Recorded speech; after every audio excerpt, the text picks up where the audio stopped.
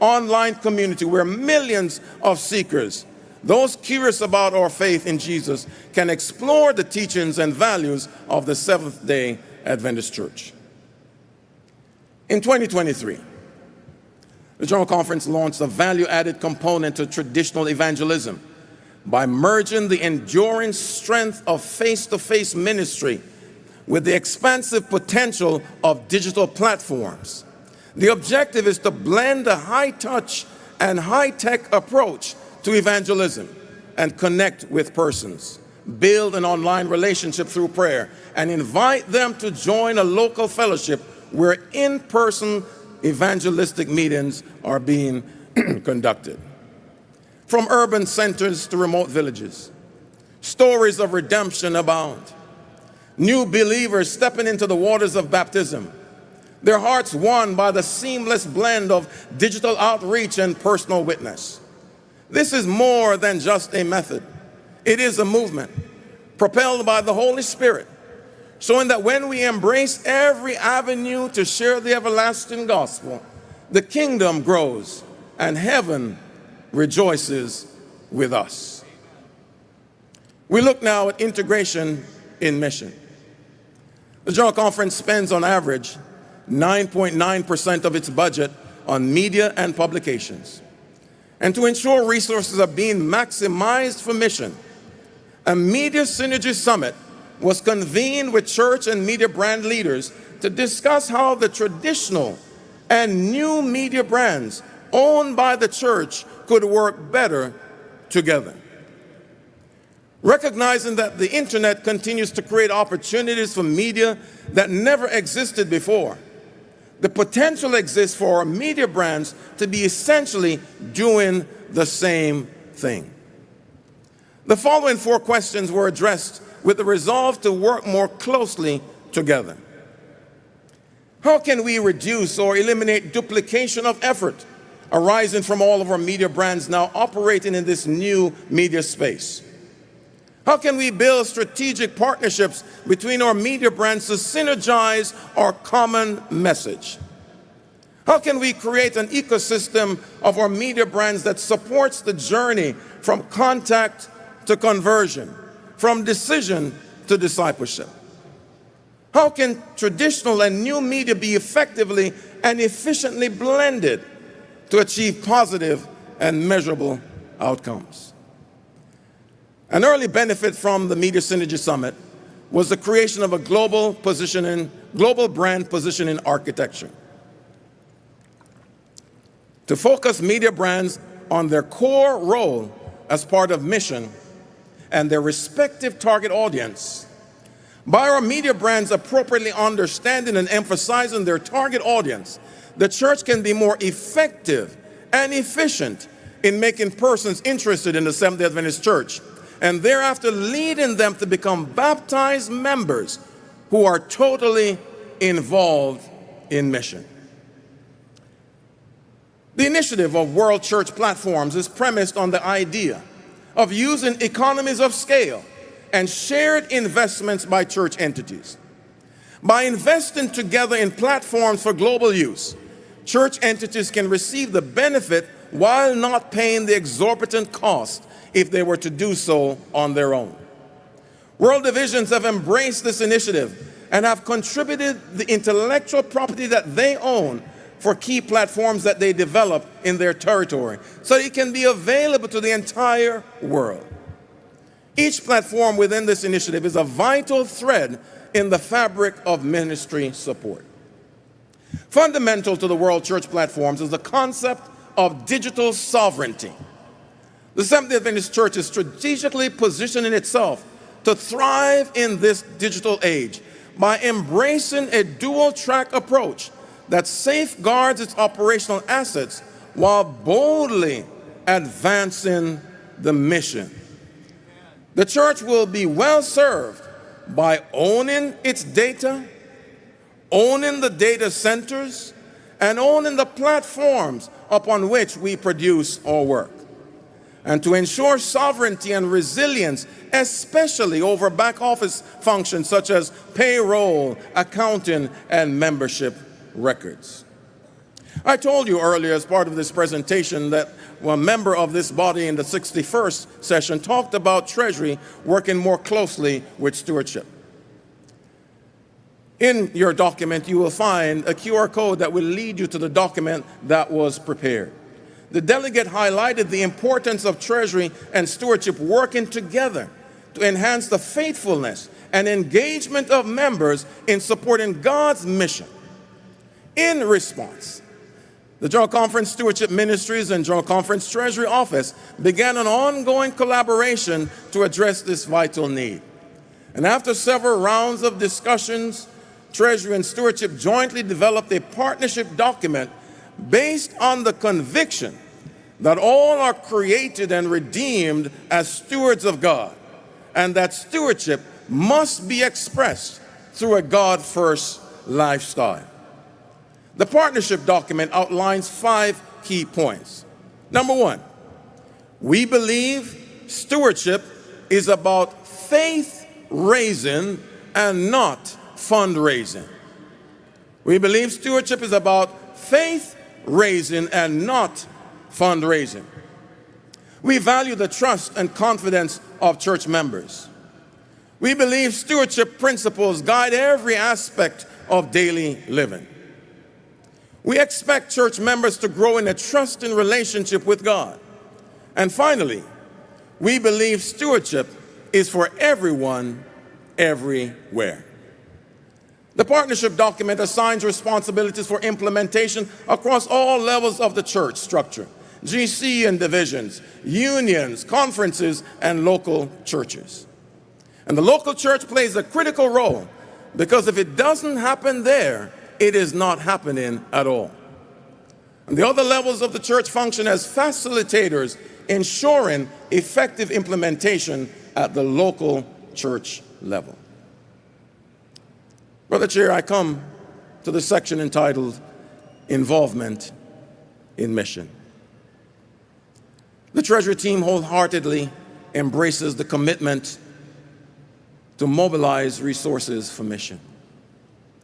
Equal to that commitment is mobilizing ourselves for mission.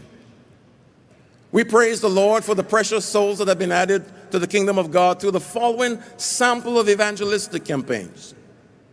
Edson Medeiros, the treasurer for the South American Division. In Brazil, a harvest of 14 souls. Oleg Voronyuk, ESD treasurer, a harvest of 8 souls in Moldova. Marcus Dangana, WAD treasurer, a harvest of 234 precious souls in Ghana. Jason Adapt, the SSD treasurer, 126 precious souls in Rwanda and Indonesia. Hopkins and Gomba, in SID, 164 baptisms in Zambia. Johannes Olana, the ECD treasurer, 4,371 baptisms in the country of Ethiopia. Herman Luz, GC associate treasurer, 10 baptisms, precious souls in Italy. And yours truly, 135 precious souls added to the kingdom of God in Botswana and Bakersfield, California. In 2024, the General Conference Treasury team traveled to St. Croix, U.S. Virgin Islands, to join with the Treasury teams from the Inter-American Division, the Caribbean Union, and the North Caribbean Conference for a mission trip. As part of that mission trip, a 2-week evangelistic campaign was conducted under the theme, Impact 2024, Your Journey to Joy.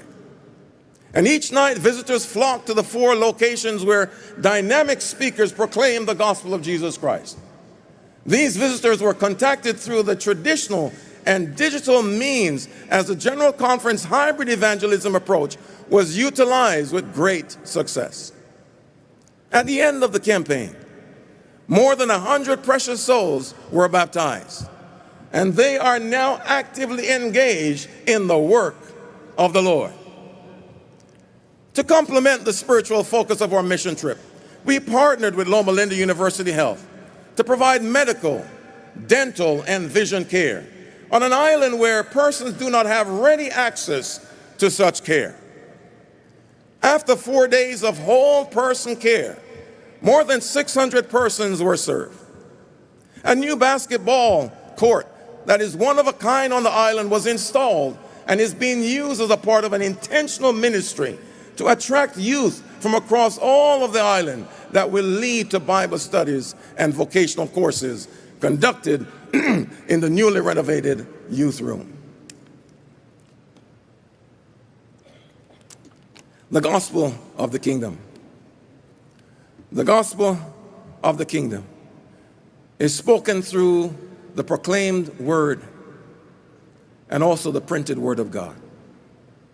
The gospel of the kingdom is also seen in how suffering people are served and in how hurting people are healed. The gospel of the kingdom, through the spoken word and also through the printed word.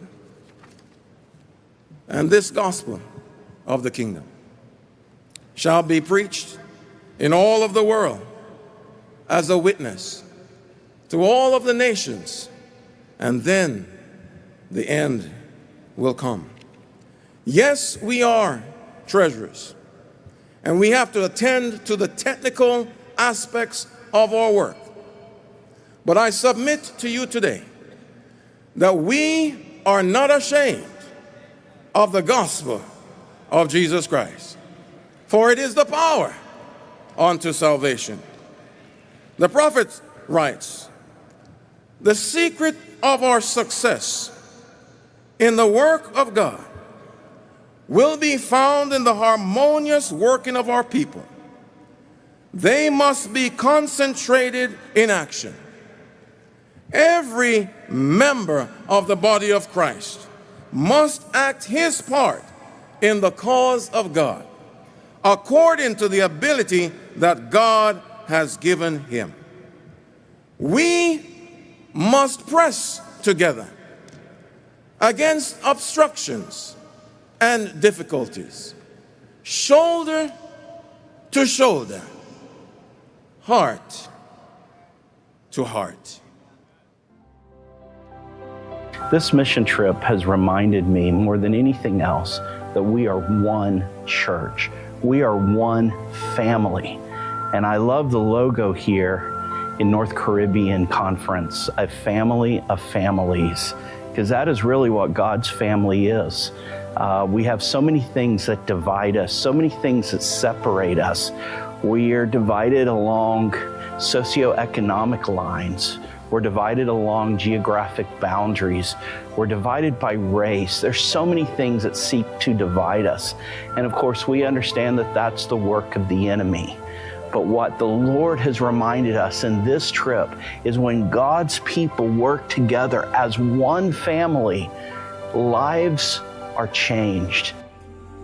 And I'm willing to give my life.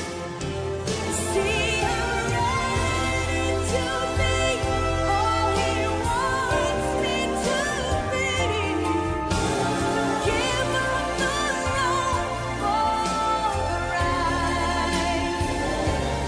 No, I am not ashamed of the gospel.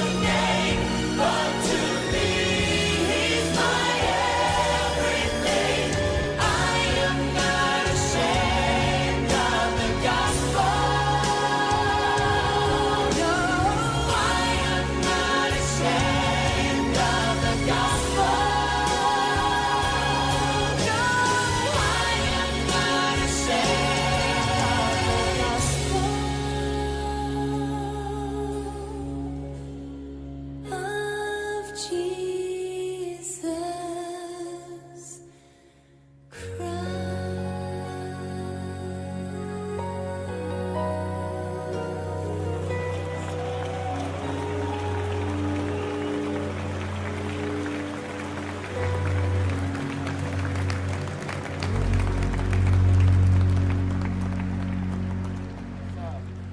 Brother Chairman, I move the acceptance of the Treasurer's report. Thank you very much. What an inspiring report. What an inspiring report. And I might ask for an amen. What an inspiring report. Thank you, Elder Douglas. We will vote using Election Buddy, and when we get it up there, we'll tell you. But are there any questions that you might have?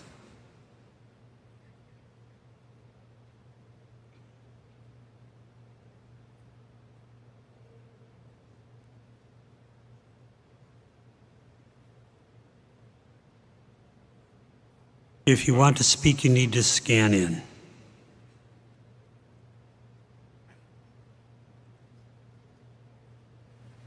I have Lori William from South Pacific Division on mic 2.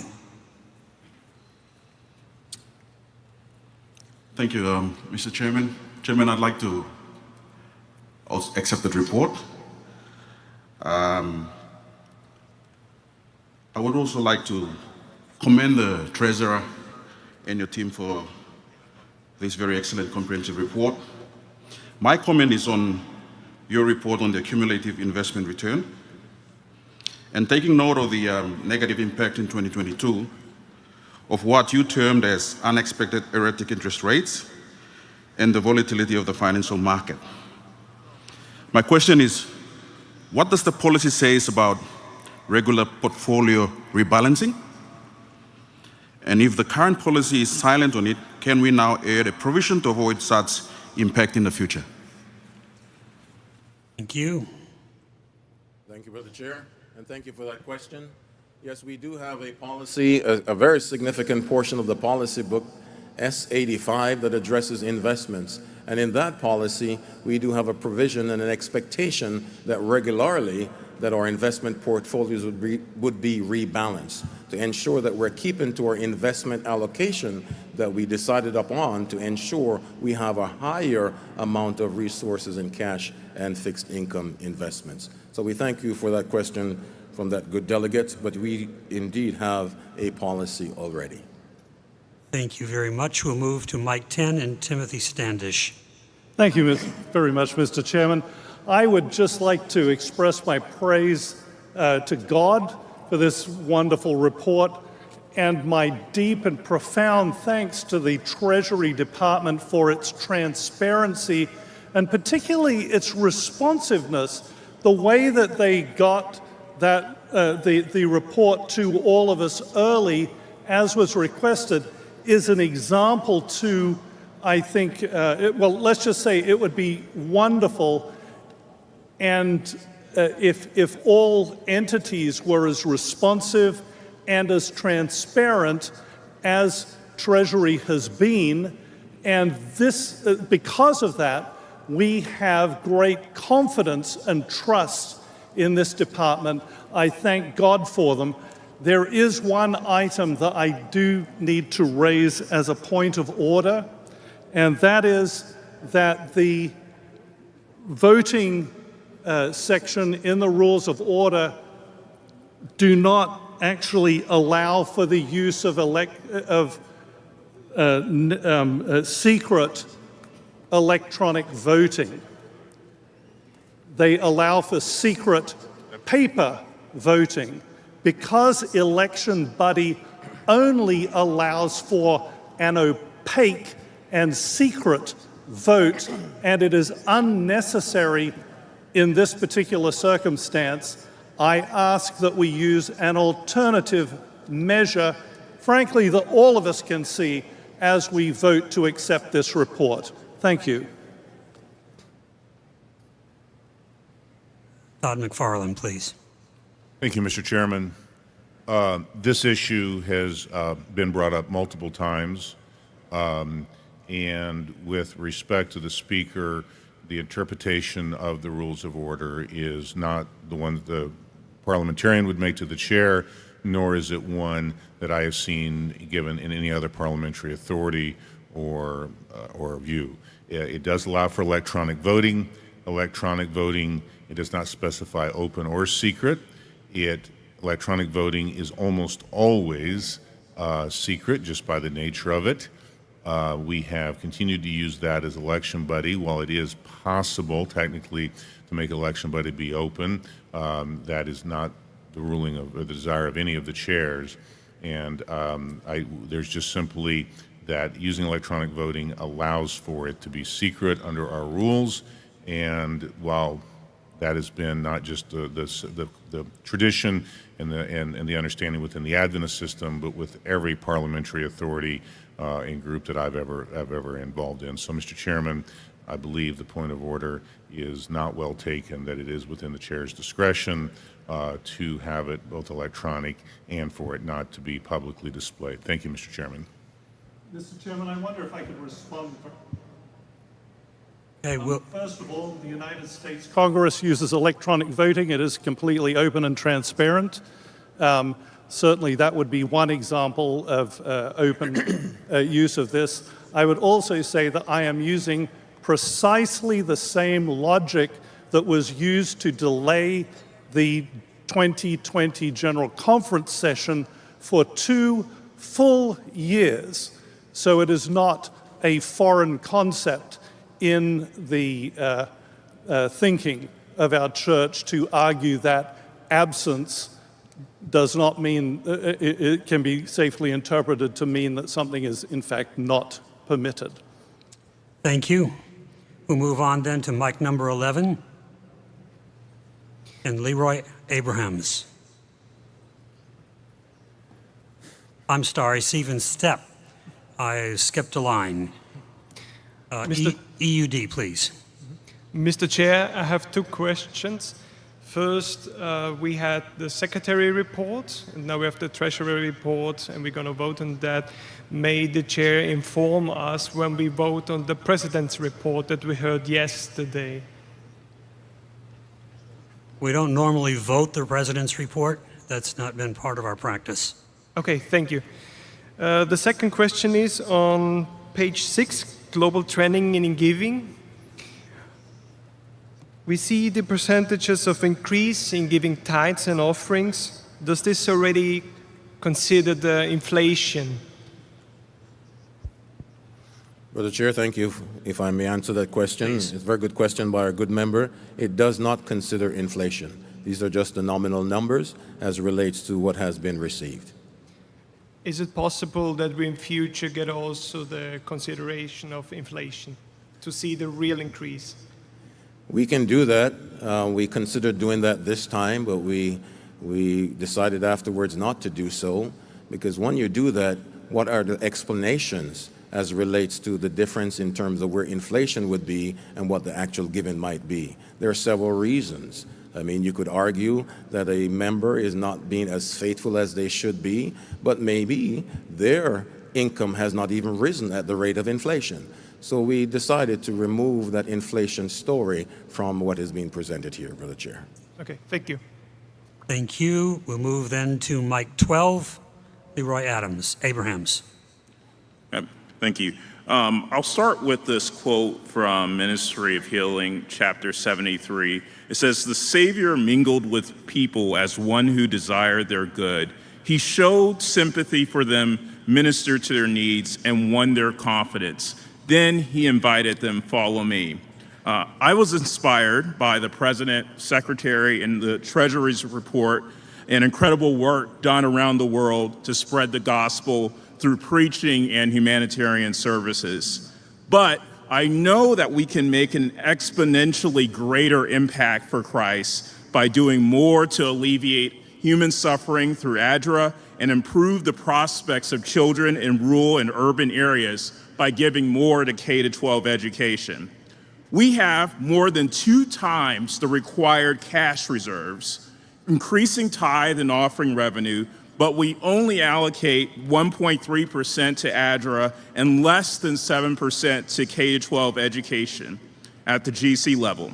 I think about the incredible work we heard about Dr. Yuri doing in Ukraine, and I wonder just how much more he could do if we allocated just 1% of the over $200 million we have in cash reserves to support this effort through ADRA. I think about the fact that children in rural and urban communities in the United States are being failed by the public school system, but less than 1 in 1,000 children are taught in SDA schools in the North American division. The fact is the cost of scalable and transformative ministry is expanding, particularly in the post-Christian window. If we truly want this to be the last GC before the return of Christ, why are we sitting on more than $100 million in excess capital that can be used to bring this work to a close? I appreciate the work of our leadership thus far, but I need to be convinced that this team will more boldly and more deeply invest our appreciating tithe and offering dollars to greatly expand our humanitarian impact and save more souls in this life and in the life to come in the next quinquennium. Thank you. Thank you very much, Mr. Abrahams. Brother Abrahams, let's move then to Mike 18, Joni Roger de Oliveira. Thank you, Mr. Chair. Mike 8, sorry.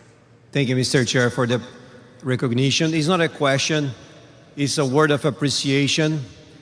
As somebody who has worked with missionaries in Frontline in Southern Asia Pacific Division, we have been blessed with the treasurer or treasury team who has a missionary mindset.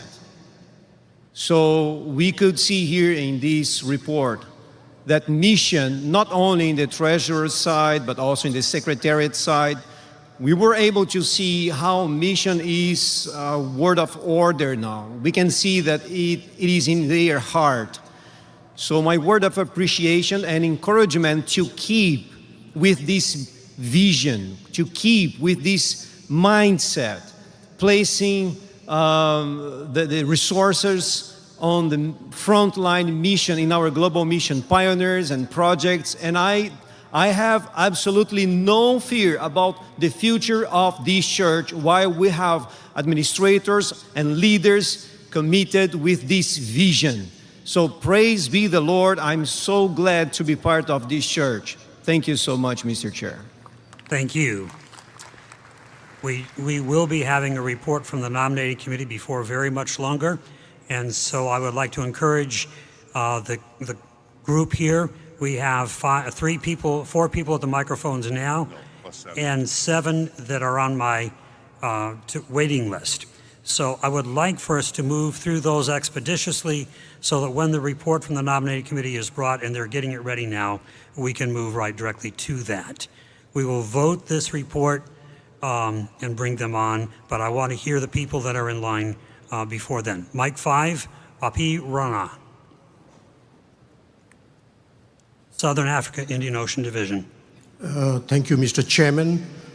First of all, is an appreciation to GC Treasurer for comprehensive report. I have 2 observations to be made on the report. The first one is the comparison between tithe and offerings. It seems that the offerings are much, much lower than the tithe. What are the causes that makes the offering to be lower than tithe, and what can be done to improve it? That is the first observation. The second one, in the report is given to us the comparison of per capita income of tithe and per capita income of offering. It will be very good to receive a report, the faithfulness of our membership in tithe return, to see how much our membership worldwide are faithful in tithe return. Thank you, Mr. Chairman. Thank you. Brother Chair, I just want to point out, as it relates to the graphic that talked about offerings, we were specifically mentioning there on mission offerings. It did not include other local offerings that have been maybe contributed by our church members. In the future, as we're able to gather more refined data, we'll be able to at least provide information on local church offerings. But the storyline here relates to our focus and our investment in mission. And really, at this point, on average, as it relates to tithe, we're giving 3.5 cents of our tithe dollar to mission. Thank you. We'll move then to microphone number 5, Victor Singh. Thank you, Brother Chair. I would like to appreciate Brother Douglas for the new things that we realized in his tenure that he has done. One is starting these taglines, mobilizing the resource for the mission that resonates with the lay members and with the people. Another important tagline that he mentioned was that stewardship is about faith raising. A wonderful tagline. Appreciate that he has taken the last year's cue and implemented that. And as an esteemed delegate also said, please, I hope this thing is continued by other departments as well. Now, Brother Douglas, I have a question for you through the Brother Chair. This consolidated financial statement is the 13 division plus the head office at General Conference at Silver Spring, or it is just only the 13 divisions? Brother Chair, if I may. Yes, The please. consolidated financial statement that was presented in what you received relates only to the General Conference. It does not include the world divisions or the institutions of the General Conference. That is what, in fact, the corpus body needs to understand, that this part should have been also included, because this body has the right to know what is our head office doing. And the most important part, Brother Douglas, is that all the divisions have dual system of audit, the statutory audit and the internal audit, but the head office General Conference does not have internal audited system. Now that is a very anomaly of the basic finance and auditing that each professional knows.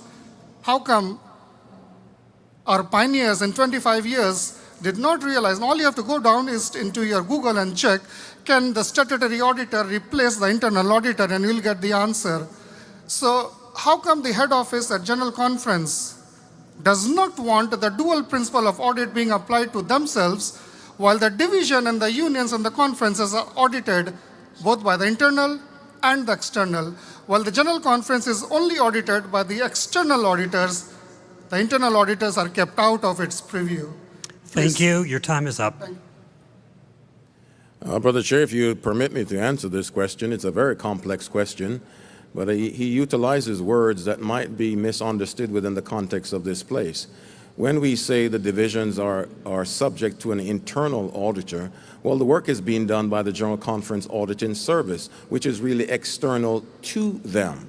There are some jurisdictions where divisions and some of our entities are also subject to a statutory audit by local jurisdictional requirements. So they may be expected to at least have 2 different types of audits. As it relates to the General Conference, well, GCAS could not necessarily audit the GC because the GCAS employees, the GCAS auditors are employees of the GC. So from that perspective and prudence, in terms of independence, we hire an external firm, and you will hear in Agenda Item 120 from the external firm the report on the General Conference finances and the opinion that they will render. Thank you.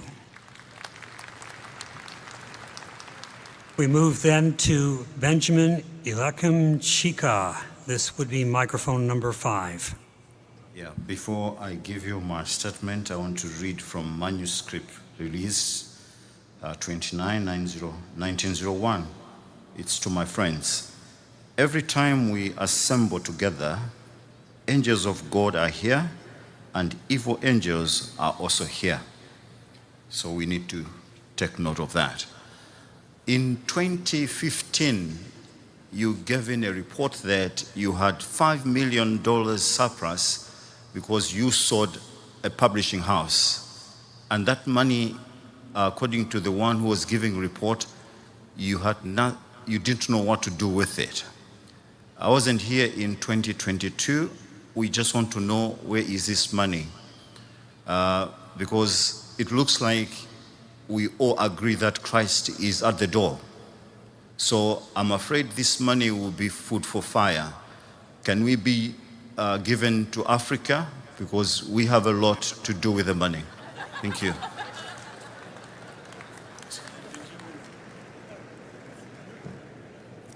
Brother Chairman, I'm not necessarily familiar with what sale he's talking about, particularly maybe the sale of the property of the Review and Herald Publishing House, but those resources were divided appropriately in terms of what was expected to be done. There is always a need everywhere for the resources to be applied, and we're going through a process to evaluate how we receive our resources and how we distribute these resources, and by God's grace, we'll get the resources to where they need to be. But I would encourage our good members and everybody who is listening online, not only to look at our existing pattern of sharing resources, but our existing approaches to using the resources that are already available to us. Thank you. We'll move then to microphone number 5, Evison Dambula. Thank you, Mr. Chairman. I support the motion on the floor. But my concern, which I need to bring to the chairman, our treasurer, is the GCAS fees. It might look not significant to... Excuse me, that is not germane to the motion. No, the GCAS fees are a separate matter. Okay, it's part of the report. There was a fees. So my concern is if ever our institutions can be subsidized, because somehow it's significant to African countries. That's why it's only ecclesiastical institutions that are audited. Thank you so much. We'll move then to microphone number 2, Natasha Brown Elaine from the Tobago Conference Inter-American Division. Thank you, Mr. Chairman. Thank you, Mr. Treasurer, for that comprehensive report. 2 observations, please. On page 17, other sources make up the second largest contributor for global mission funding, but no breakdown of those sources were given. Could it be possible to provide further information, please, for transparency? Secondly, and I agree that mission work is what we are called to do, I am just wondering how the Treasury Department can support members who are faithful, who are serving, but who might be displaced due to lack of jobs or loss of jobs, etc. I know that the report was evangelistic in nature, but can anything be said in terms of supporting members internally, financially, or is that in another report? Thank you. Brother Chair, I'll take the first comment relative to other sources on page 17, and in future reports we can expand a little bit more as to what is contained therein. As it relates to supporting church members who need relief, I think that is clearly a first response from the local church. It does not mean the General Conference, the divisions, and the unions cannot be engaged in looking how differently we can respond to some of these needs. But the first responder really would need to be the local church. Thank you. We'll move now to microphone number 7. We are cutting off the queue after the ones we have before us here. But we'll turn now to mic number 7, Dr. Abram DeLu from the ECD. Thank you, Mr. Chairman. Let me take this opportunity to thank Elder Douglas for the excellent and transparent report on the financial state of the ECD, the Global Seventh-day Adventists. That being said, I would like to raise a concern shared by many of us. In some part of the world, there is a growing perception that the modern Adventist Church is not actively engaged in community development or updating our educational system to keep up with the current technology. For example, if we do not use our land and facilities in ways that benefit the surrounding communities and the countries we are in, we run a risk of losing these facilities. And because of this reason, I really want to seriously place a concern in the minds of our leadership How can we, as Global Church, respond to this perception and ensure that our mission remains relevant and impactful in today's world? Thank you very much. Thank you. My response, Brother Chair, is that the comment made by the delegate is well noted, and we do currently have conversations of how we maximize the assets that we have as part of the Seventh-day Adventist Church. Even those need to be mobilized for mission. Thank you. We will move to Mic 7 and Kulindwa Kuyenga. Thank you, Mr. Chair. I would like to join the rest of the delegates to congratulate the Treasury team for their excellent report and the work that is done. I think more needs to be done in investment because I've seen the capital investment and the liquidity is growing year by year. More needs to be done to invest in mission in most of those areas that are not entered, areas like Iceland and some other parts of the world.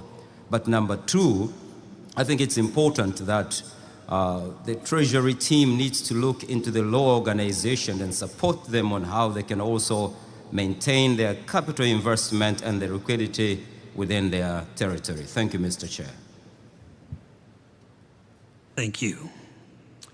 We'll move to microphone number 4, James McKinday, Akiti Conference, West Central African Division. Thank you very much, Mr. Chairman. I'd like to congratulate the Treasury team, Dr. Douglas, for a very well integrated report that combines faith and funds. But I'd like to add a third leg, not just faith raising, not just fundraising, but friend raising, because we need actually to go out there to the community and make an impact on the people that would like to evangelize. But saying that, one aspect that I believe we need to make a very big change is in the application of our funds to investments in education. There is no opportunity that is bigger in today's world in reaching out to the non-Adventist population than through education, those from cradle to the grave. Education is a commodity that Jesus used, healing, teaching, and preaching. But we need actually to hold our institutions to greater accountability and especially productivity.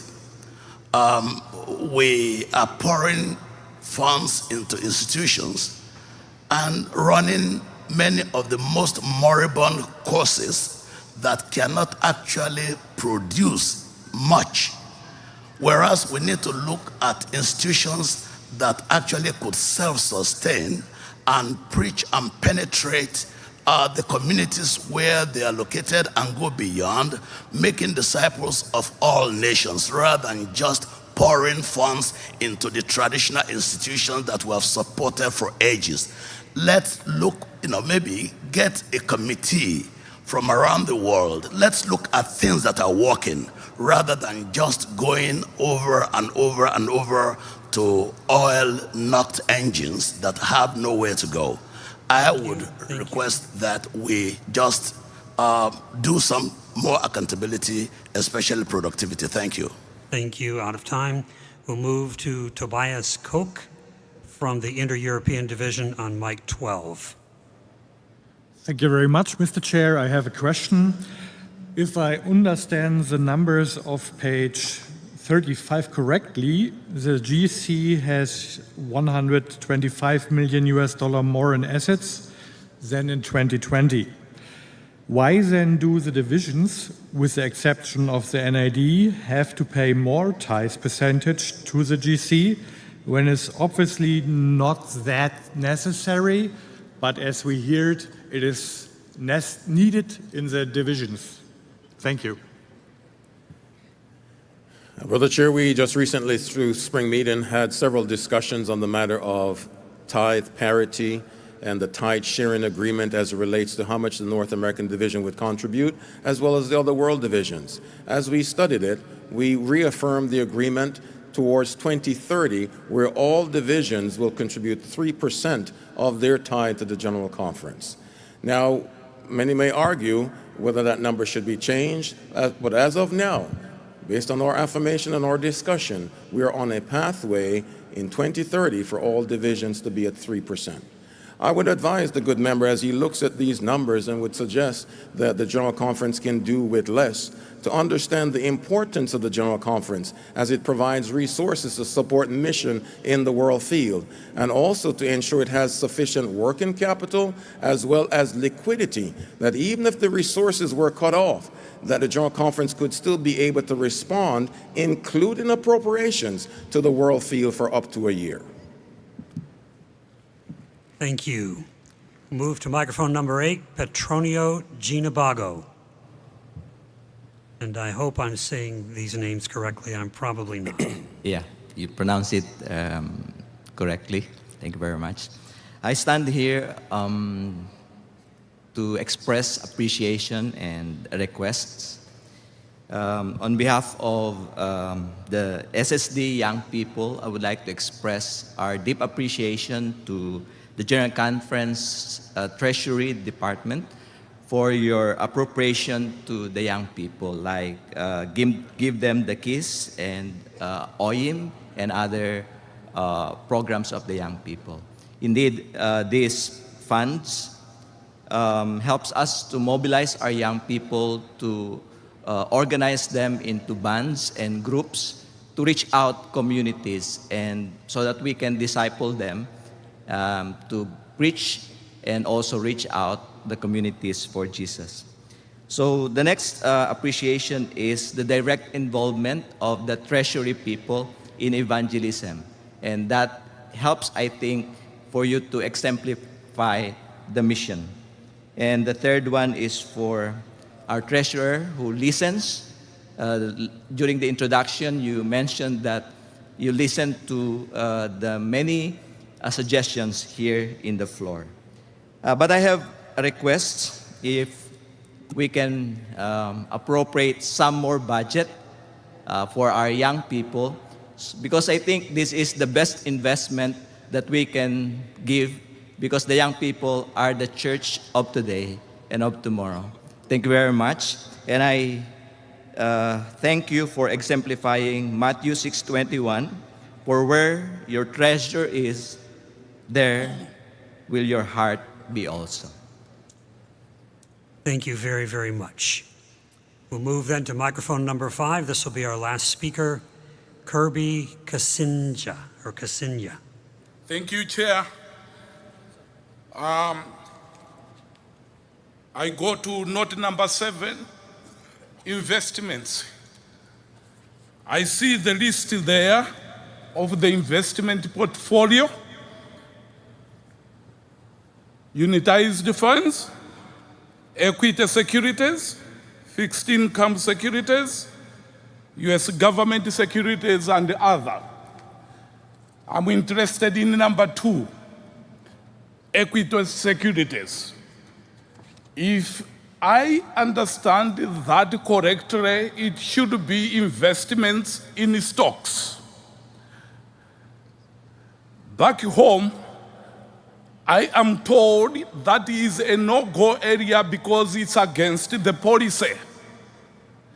Our balance sheet has been shrinking, yet this is the most the best area that cushions our balance sheet, because the gains that are realized in that area of investment are huge. If you check in the last 5 years, it's growing exponentially. Yet we are told we cannot invest in stocks. I'm wondering, is the GC operating on a different policy or the same as the one which we are using? Please clarify. My agenda on what to invest has been retained on this one. We could have owned property, have margin for mission, but the balance sheet has been shrinking. So we need clarification from that area if it is in the area of stocks. It's not investment in Carlsberg, in beers or stocks, but we are talking about proper companies like financial institutions in this case. So help and clarify. Thank you. Thank you. Brother Chair, I'm here to help. You are correct, good delegate, that the word equities does mean investments in stocks of companies. I am not so sure about which policy book you are talking about, but the policy book that I am familiar with allows for church institutions to have portions of their investment allocation in equities. The S85 policy does have some limitations as to how much can be in any one type of investment instrument, whether they be fixed securities or stocks or whatever kind. I would want to at least affirm and to encourage the good member that the General Conference and most of our institutions are within the policy provisions as it relates to their investment allocation. But just because there is a policy provision to be able to invest in stock, we also need to remember that with high reward, there's also high risk. So I'd encourage governing boards and committees to understand and analyze their risk appetite as it relates to ensuring that they can preserve the resources so that they are available for mission. So I can talk to the good member afterwards. Stocks are allowable that are properly and socially screened and are consistent with our beliefs, but we need to be very careful in terms of our utilization of this investment instrument. Thank you.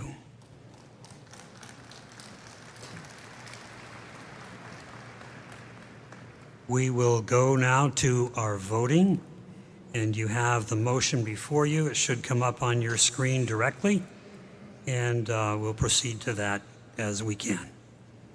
Thank you, Mr. Chairman. We are in the process of opening it up with Election Buddy. So that should be open here in a couple of seconds. One just sort of explanation. One of the reasons that we use Election Buddy for even some things like a report is, as you know, we want people to be familiar with this, and we don't want it to only be when there's something that they may feel is not a report. Mr. Chairman, it is open. They have 3 minutes to vote.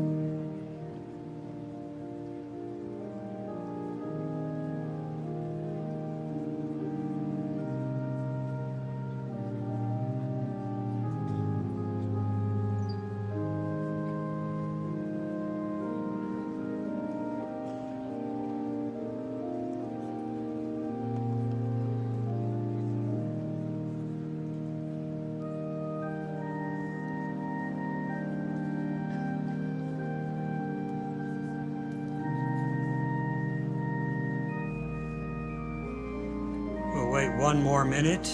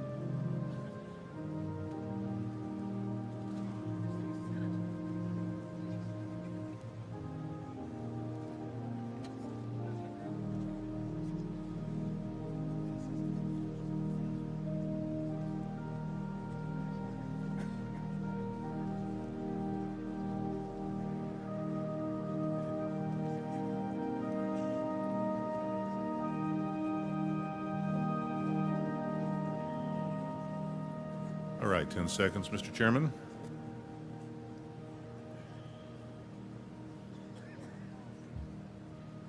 Okay, we will close the voting at this point, and in a moment we'll have our report. Thank you all for your patience as we work our way through this and for your willingness to work with us on Election Buddy. All right, Mr. Chairman, the ballot is closed. The results will be here momentarily.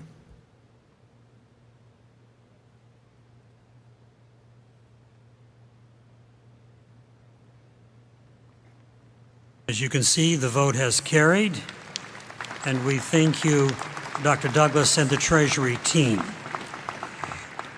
We will come back in a few moments with the auditor's report, but right now we will bring on the nominating committee report for President of the General Conference of Seventh-day Adventists.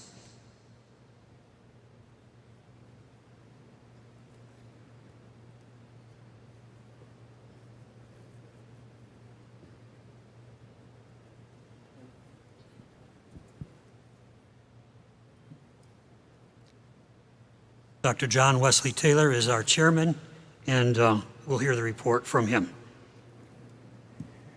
Good afternoon, delegates, friends, visitors, here to this 62nd General Conference session. The nominating committee has met since this morning and throughout the day to conduct the business to refer to this body recommended names for various positions. We bring at this time a recommendation, but before we mention that, we would like to say that in the nominating committee, we have sought God's guidance throughout our sessions. We also have experienced a wonderful spirit within the nominating committee as we openly shared with each other. I would like to also acknowledge in a special way the Vice Chair of the Nominating Committee, Dr. Ella Simmons, who serves in that capacity. As Secretary of the Nominating Committee, Pastor Magdiel Perez Schultz, and as Assistant Secretary, Malina Robrao Fleury. These individuals have worked together, and we bring a recommendation to this body for President of the General Conference. I turn now to the Secretary of the Nominating Committee to present the name. Thank you, Dr. Taylor. The Nominating Committee report number 1 for the position of General Conference President, the name of Pastor Ayrton Carlos Keller, currently serving as the Executive Secretary of the General Conference. I move it, Dr. Chair. Thank you. It's been moved and seconded.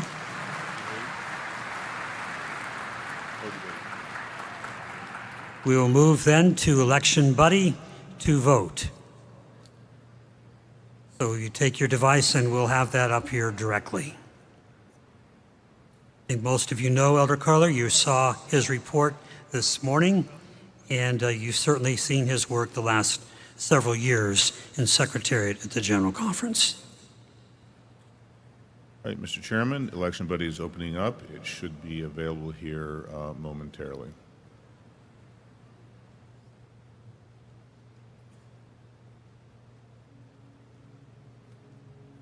Again, 3 minutes to vote.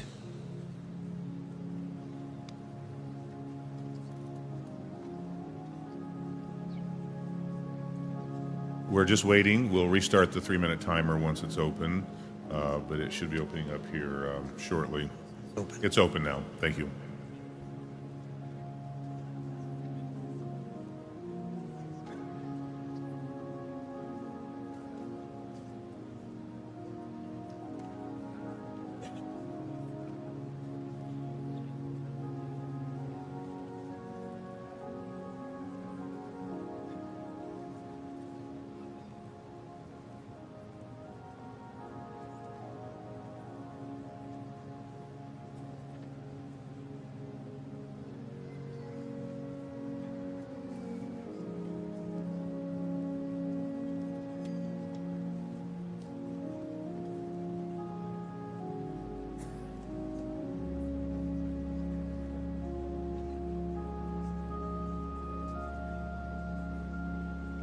And don't forget to submit.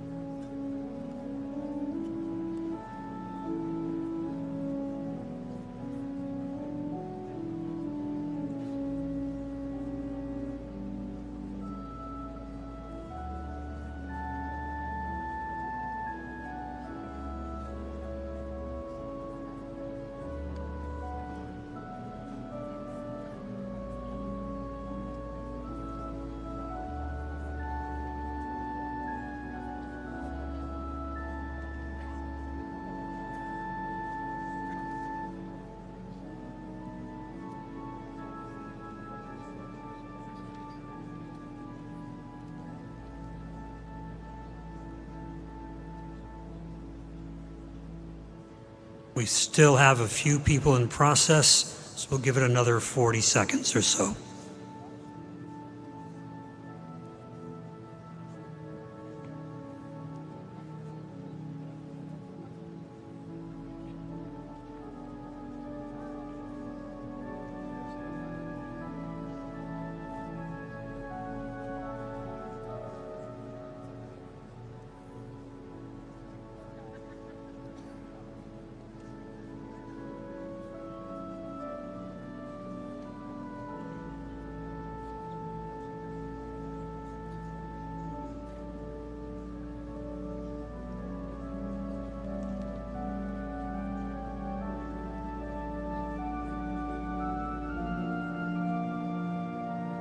The voting is closed, and we'll get our report here very shortly.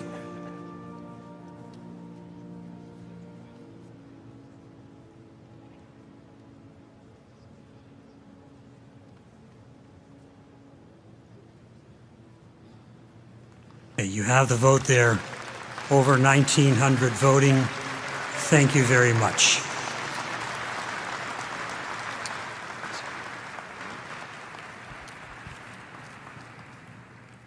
We would like to invite Elder Erton Kohler, Pastor Erton Kohler, to join us here at this time.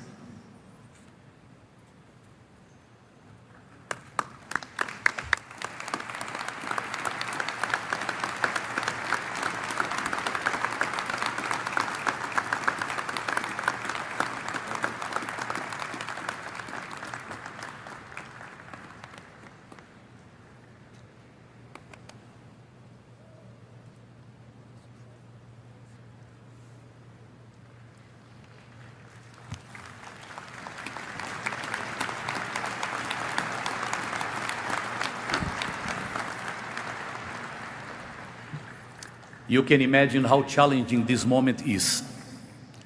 No one is prepared for that. And I'm feeling like I am speechless now. I had just some minutes or seconds to try to organize something that I could express to you. But before any other word, I'd like to tell you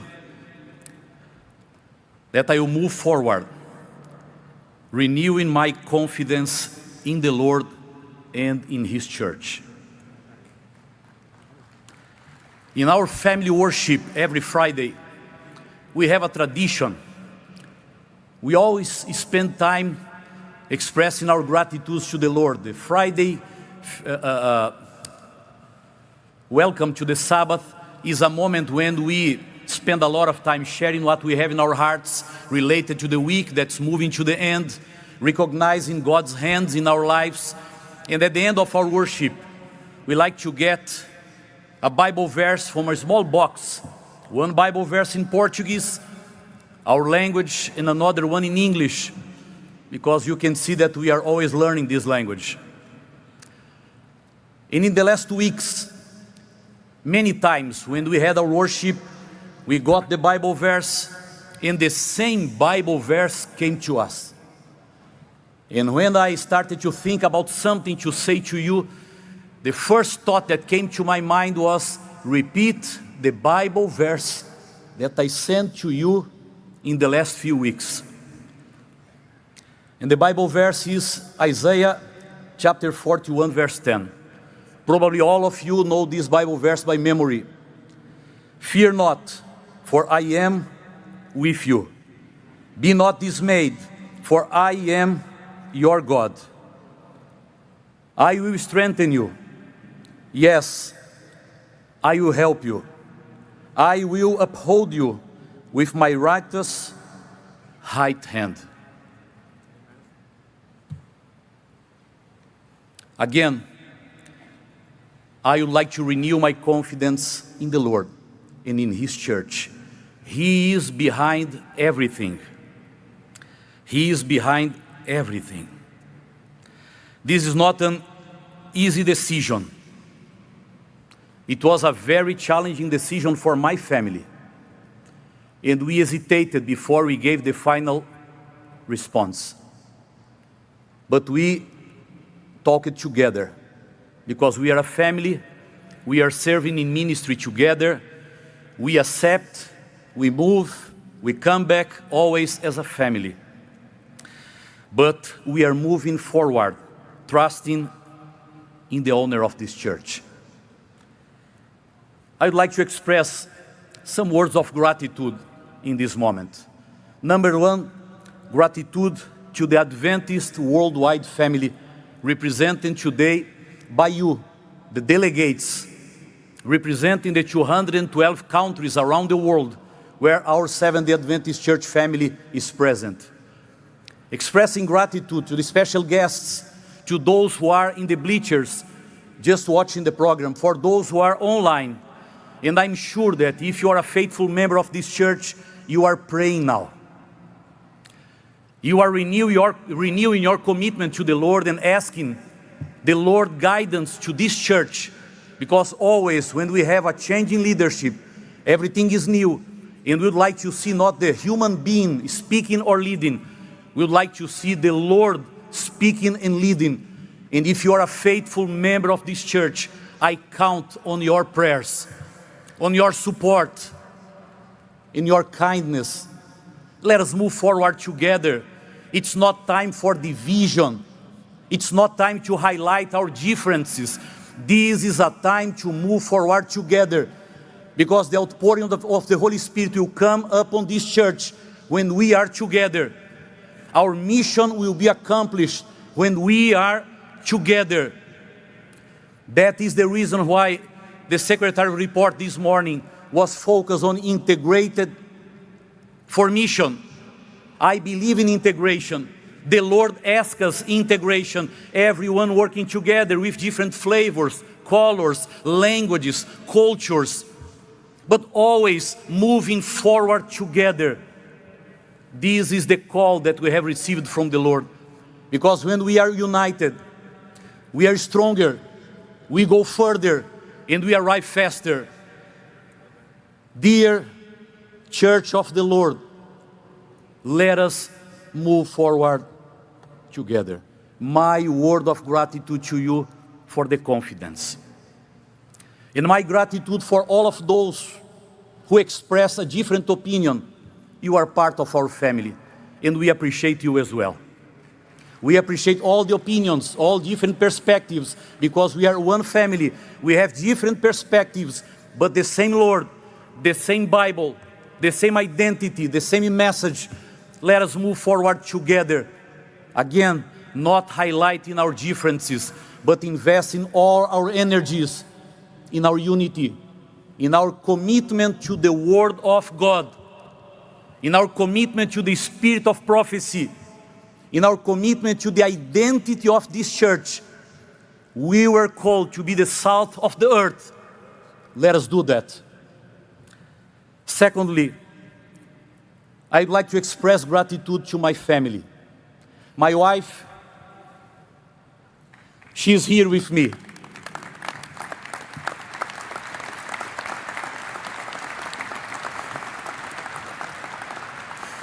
She is always with me for 33 years. Sometimes I need apologies, but for 33 years. We moved to different places together. We suffered together and we celebrated together. We rejoiced together because many years ago, we accepted the ministry together. And in our conversations, we always highlight the ministry belongs to all of us, to both of us. We are on this together. Sometimes to face suffering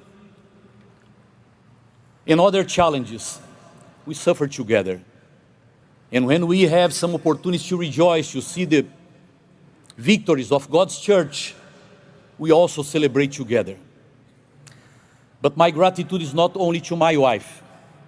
She is a nurse, but someone who is dedicating the best portion of her life to support our family and the ministry as well. But I would like to invite also my family to come with me now. If they can come, Mateus, Mariana, Giovanna. I would like to introduce them to you, because as I mentioned, we are partners in ministry.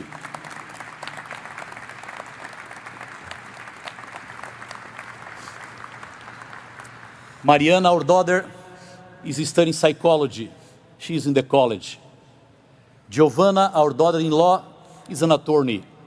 And Mateus, our son, is a pastor. We are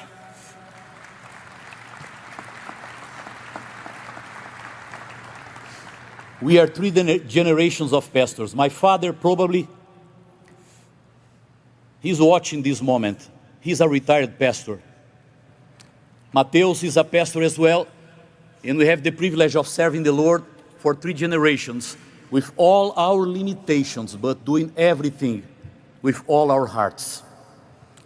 Thank you for your partner, and thank you for accepting this challenge together as a family.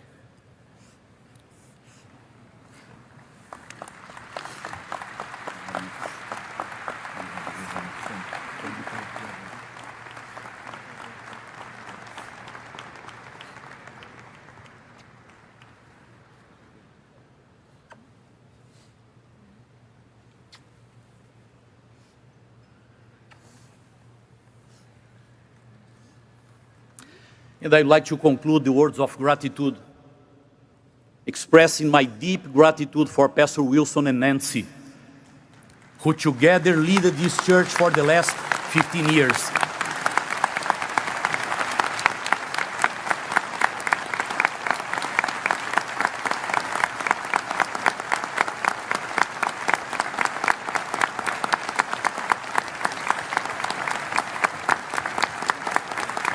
Pastor Wilson is not here now. Later he will come. But I'm sure that he's hearing the sound of this applause, and he recognized that this is to him, but recognizing that the Lord was behind him. I had the privilege of working with this leader close to him for the last 4 years. And he's someone that I learned how to appreciate, how to recognize the integrity of a leader. Someone that gives the best of his life to this church. Someone that believes that this church is guided by the Lord, and he is always available to do everything according to God's will. And I think that in a moment of transition like this, we are not looking to the human beings. We are here to recognize how God is leading this church through the servants that He chosen. Pastor Wilson, thank you very much for your leadership, and may God guide your next steps, and may God keep your commitment.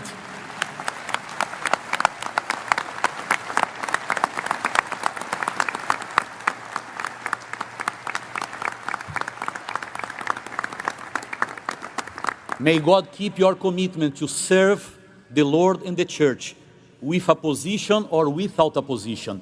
But you know, ministry and leadership is a call for life.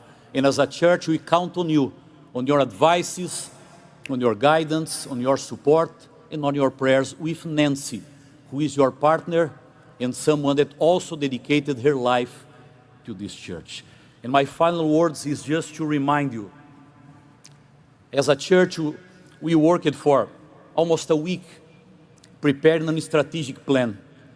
And during the time when we were working together in the preparation of that strategic plan, we spent a lot of time trying to find the pillars, the real initiatives needed to the life of the church. Not only names that we can select here and there to illustrate something, but something real, essential, important. And we selected 4: communion with God, unity through the Holy Spirit, identity in Christ, and communion and mission for all.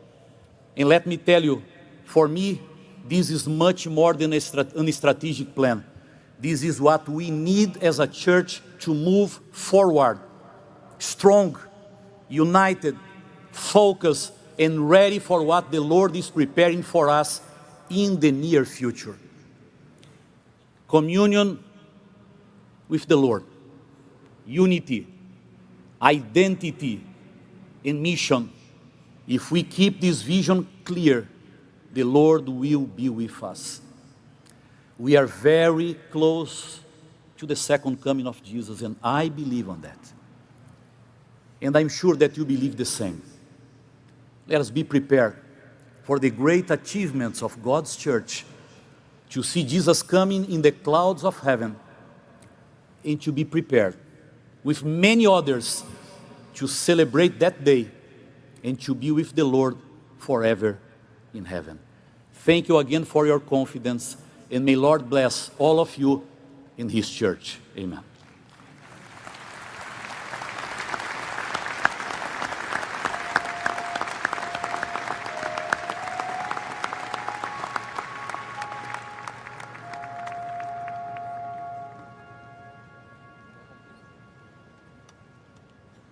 Thank you, Elder Curler, and your family.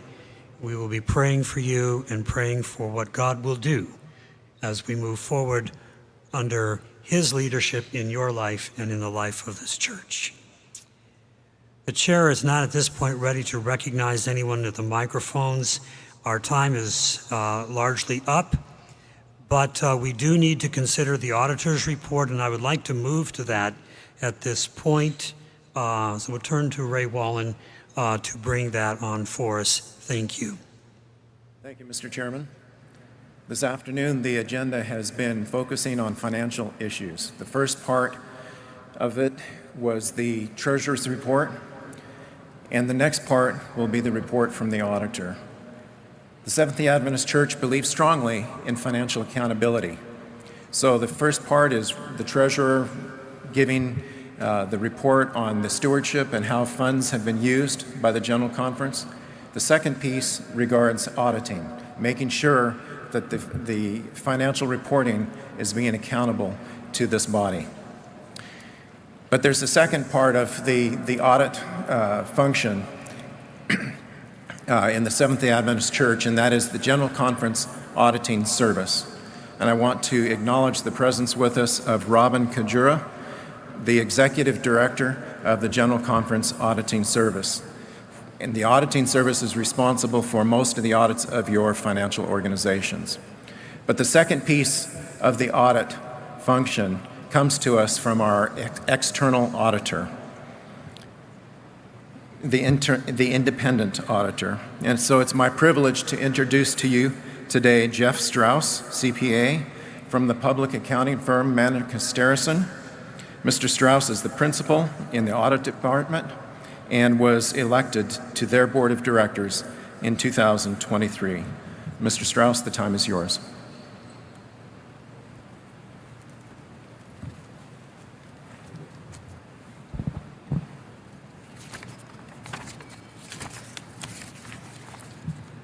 Thank you very much for that introduction. It's safe to say I didn't really expect to follow the election committee. I do want to express my congratulations and happiness for Elder Kohler and his family. I also want to really emphasize the excellent job that Brother Douglas did in his comprehensive and powerful report on the financial situation of the church, which is a very, very positive one as we end the 12/31/2024 fiscal years. As mentioned by Brother Wellen, I am the independent external auditor in charge as the lead for the audit of the GC Treasurer, or the headquarters of the GC Church. And when we talk about these financial statements, that's really what we are considering. Before I get into the opinion of the independent auditor's report, though, I do want to remind us a little bit of the responsibilities of management and the responsibilities of the auditor. Management is responsible for the preparation and fair presentation of the financial statements. They are also responsible for the implementation and the design of internal controls to make sure that the financial information that you receive is accurate. Our responsibility as the independent auditor is to, one, express an opinion, but also to assess the assurance of the information that you are receiving within these financial statements. All of that which we believe is accurate materially and correct within the statements that you have received. Now moving on to the audit opinion. I do want to go over that very quickly for you. You can see that up on the screen in front of you. Our opinion is very consistent with the opinion that the church has received historically. We do issue what we would call a qualified opinion, but if you read through that, you can say, in our opinion, except for the effects of the matter discussed and the basis for the qualified opinion, the information in front of you is materially accurate for the fiscal years ending December 31st, 2024, 2023, 2022, 2021, and 2020. The basis for the qualified opinion has already been discussed previously, and is the fact that these are combined financial statements of the accounts that are under the control of the GC Treasury Office, and it does not include all of the world divisions and conferences that would be required under a fully consolidated financial statement under US GAAP. But outside of that one qualification that we are just looking at the financial information of the GC Treasury, this is what we would consider a clean opinion. Other than that, that is what I have as far as my presentation. With that, Mr. Chairman, I move the acceptance of the audit report. Second. And seconded as well. I don't see anybody coming to microphones, so we will proceed then to the, I'm sorry, Victor Singh at microphone 5. Jason. It's not working. Sorry about that, since nobody was coming, I said, let me get up now. To the auditor here, it's written we have audited now.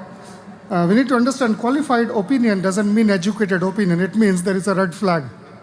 So let the caucus understand there is a red flag raised by the statutory external auditor who is the independent auditor. And my question to the auditor again is, it's written we have audited the accompanying combined financial statement of General Conference. Does it again mean the 13th division plus the head office at General Conference Silver Spring? Yeah, as Brother Douglas had alluded to earlier, the financial statements only include the accounts that are under the control of GC Treasury and does not include any of the external or other divisions or conferences of the church. Now this raises a question again. Who is auditing the head office at Silver Spring? Internal auditor does not audit Silver Spring. External auditor does not audit Silver Spring. So who is auditing Silver Spring head office? No, we are auditing Silver Springs head office. Yeah, then please clarify it because it's not mentioned there, because that is getting very confusing. Now, the statutory auditors are also supposed to put an opinion on the internal audit and the internal controls that are present there. In your report, have you ever questioned them why the head office does not have an internal auditor as it is in all the world corporations all around?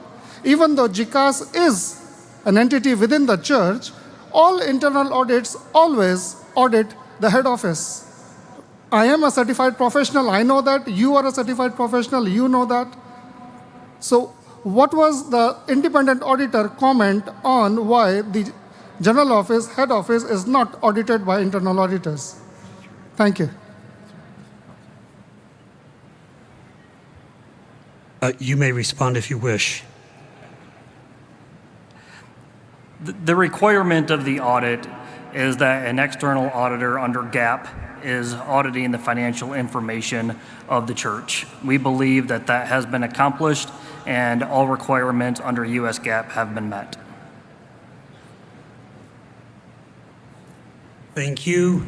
We'll move then to mic 5, Emily Banda, Southern Africa Indian Ocean Division. Thank you, Mr. Chair. I move in support of the motion. However, I have a few observations or maybe questions. The first one is on the audit report that was presented to us. It was sent prior to this meeting, and I'm going to refer you to page 59 and 60 of the investment measured at fair value.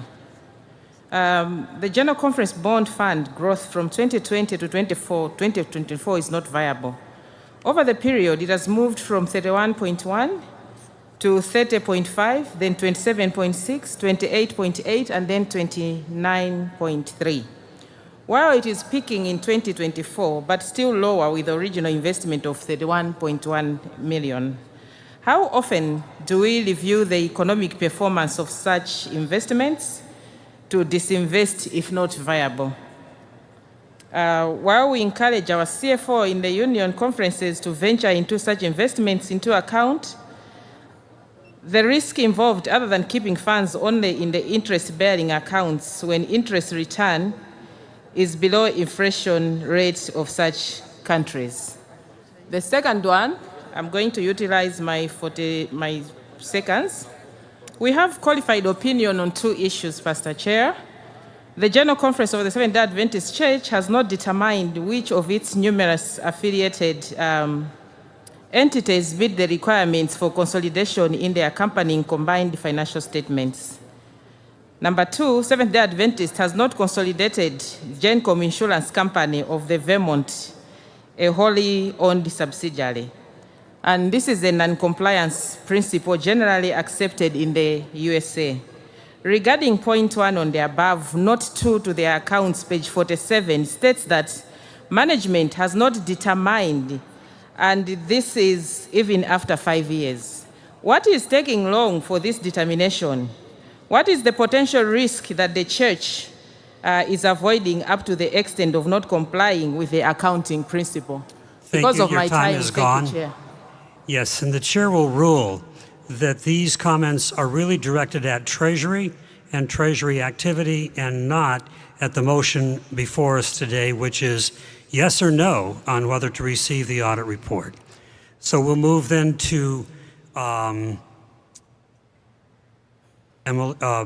Rana, and I hope I'm saying that right, Southern Africa Indian Ocean Division. Please, microphone 5. Thank you, Mr. Chairman. We thank the audit report of General Conference. My concern is on the qualified opinion. I think we need to work hard to improve the qualified opinion as recommended to go to unqualified opinion because it will set an example to other organizations of the church. Secondly, I don't see policy compliance report in the audit report. It's required that we do have policy compliance report. Thank you. Again, this is a financial audit done by an external firm. I will tell you from spring meeting that we do have policy compliance that your executive committee has received. So with that in mind, we'll proceed to the vote. You see the motion on the screen to accept the independent auditor's reports on the combined financial statements of the General Conference of Seventh-day Adventists as of December 31, 24, 23, 22, 21, and 20, so rendered by the accounting firm of Manor, Gusterson. And we'll put that up, and you can vote election body in just a moment. Brother Chair? Yes, please. If you would permit me, I would hate to leave in the minds of our good delegates that there's something wrong with the financial statements that have been presented before them today. The matter of the qualification that you see the auditor has rendered is a choice that the General Conference has made. Financial reporting standards require that any institution that is controlled or for which we have an economic interest would need to be consolidated in the set of financial statements that are being presented. But if we were to do so, the value of that statement to you and to us would go down. So the General Conference, in an action that was taken at an annual council, or I think maybe a spring meeting some many years ago, accepted the fact that we were going to choose to leave out these certain organizations and recognize that we would get a qualification from the independent auditor. So I did not want to leave that in the minds of our people just before sunset, that there was something concerning about the financial report that has been presented. We have chosen to accept the qualification, Brother Chair. Thank you. Okay, the vote has been up on election buddy, and we would ask you to vote yes or no according to how you are prompted by your own conscience and the presence of God in your life. So we'll take the 3 minutes to do that and get a report back.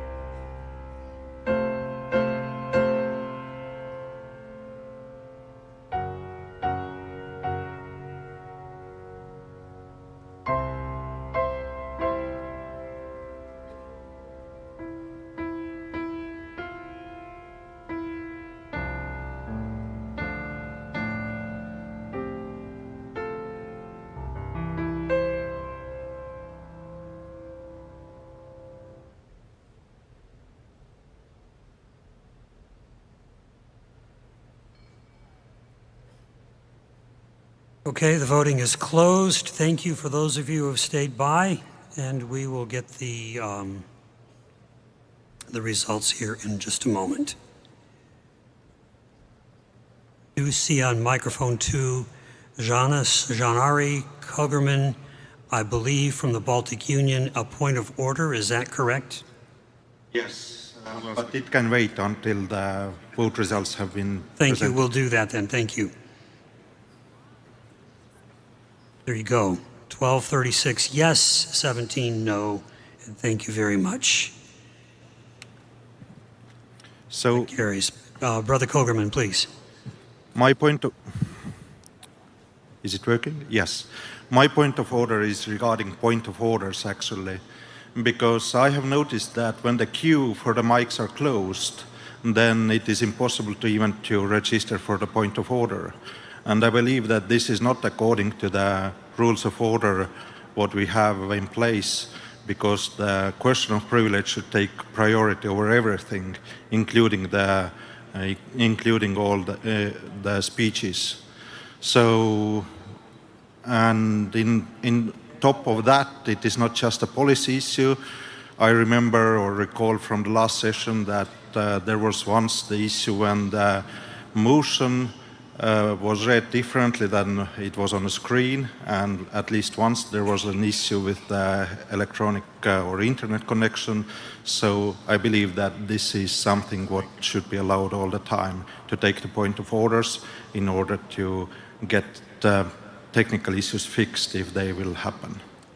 And I hope that you can address that for the next business session. Thank you. We will be instructed. Appreciate that.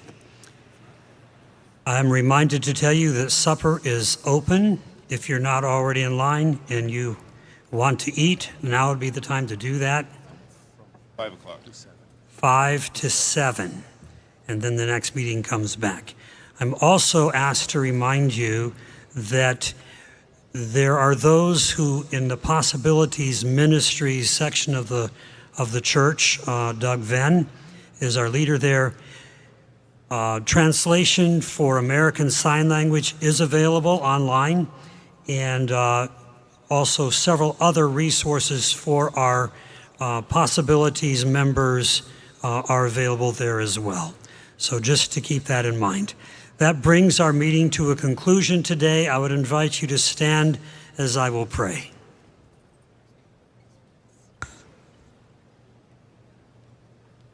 Our Father and our God, we've had a long day, but we've had a good day.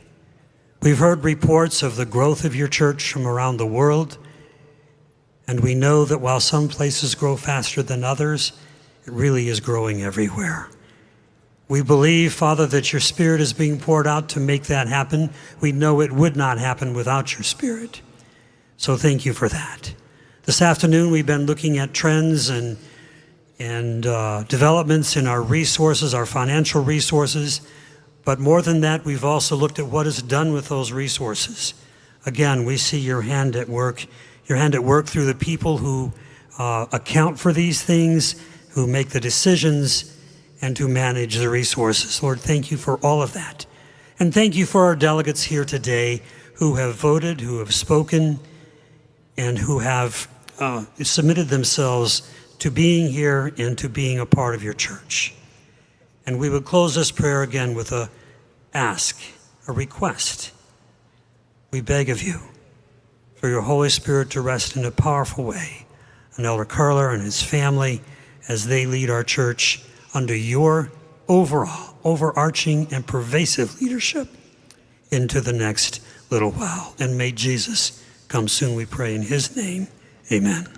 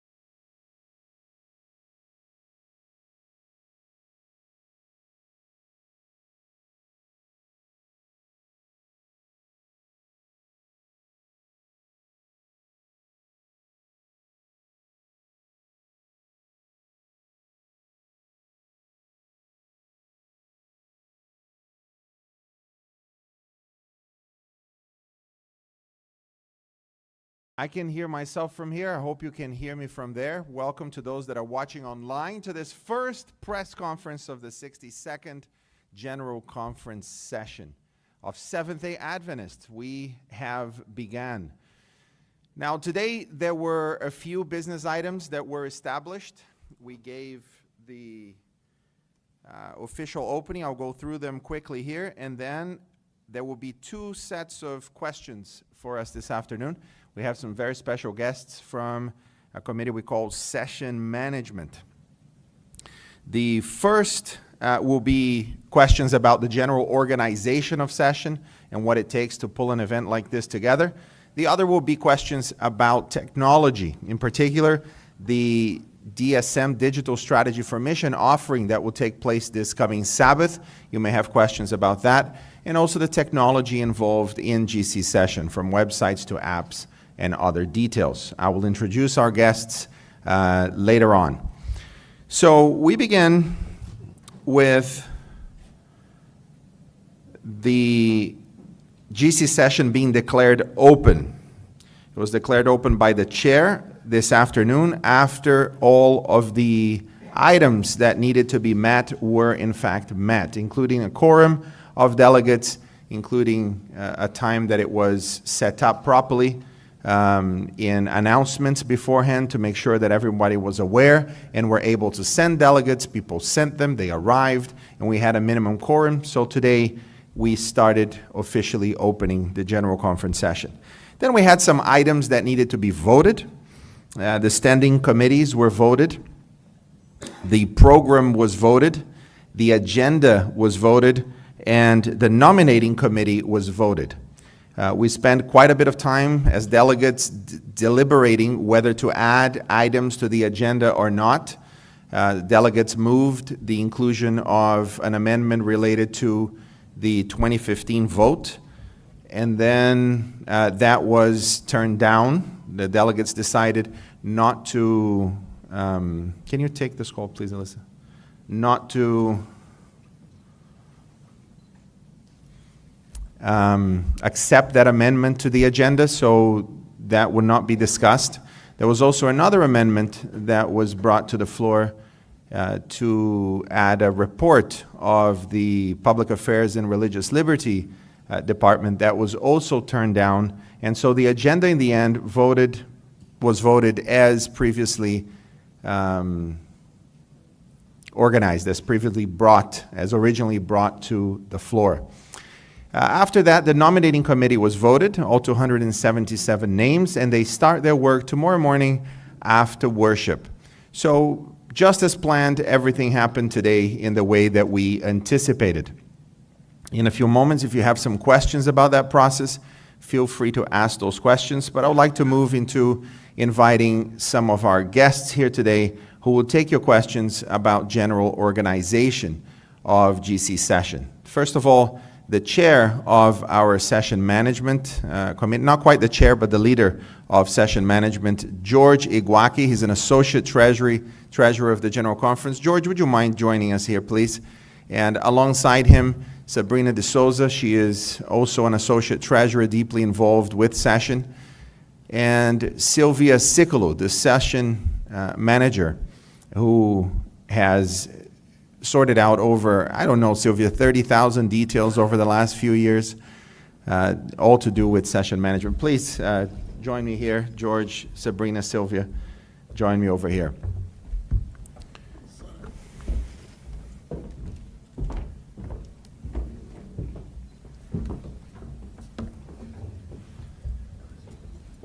Thank you. Now, these journalists, they appear very fierce. They're not. They're great people.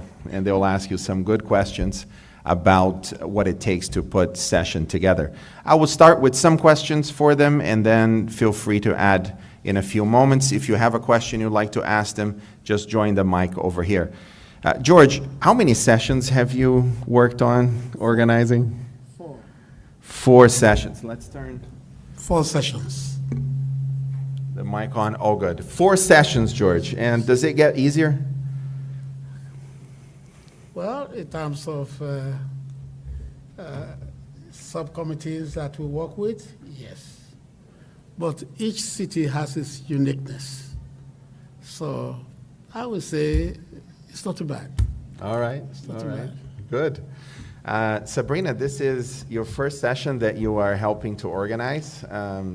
What has it been like? Well, it's been quite wonderful. I've spent many sessions as a delegate, and so to see how it works behind the scenes has been phenomenal. It's a great opportunity to see our church in action. And so there are so many big things to plan, from food to hotels to audiovisual to the app. So just so many details, and it's a great pleasure to work under the leadership of George Agwaki and to work beside our meeting planner, Sylvia Sakalo. So, Sylvia, you have hardly slept, it seems, but you're doing very well. Tell me about the last week in particular before we started. You moved to St. Louis last week, and but you've been here many times before in different site visits. You got to know the city quite well, especially because it was also here in 2022. What has your experience been?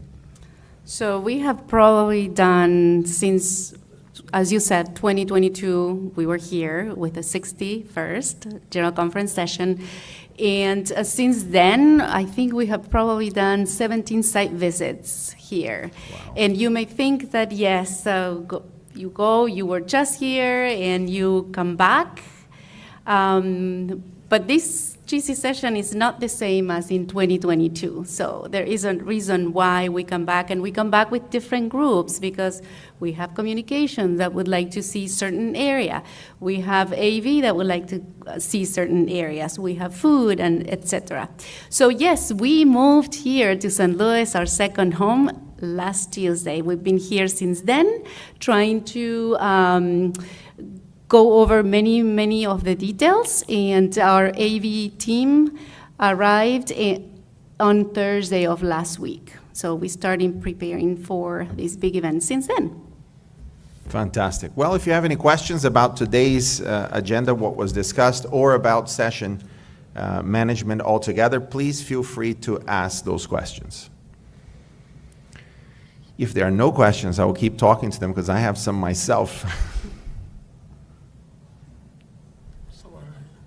Please just come to the mic so that people at home can hear you. Identify yourself and your organization, please. Andy Roman with Advent Messenger. There was talks about maybe some delegates from certain countries not being able to attend because of maybe our administration put restrictions and travel bans on certain countries.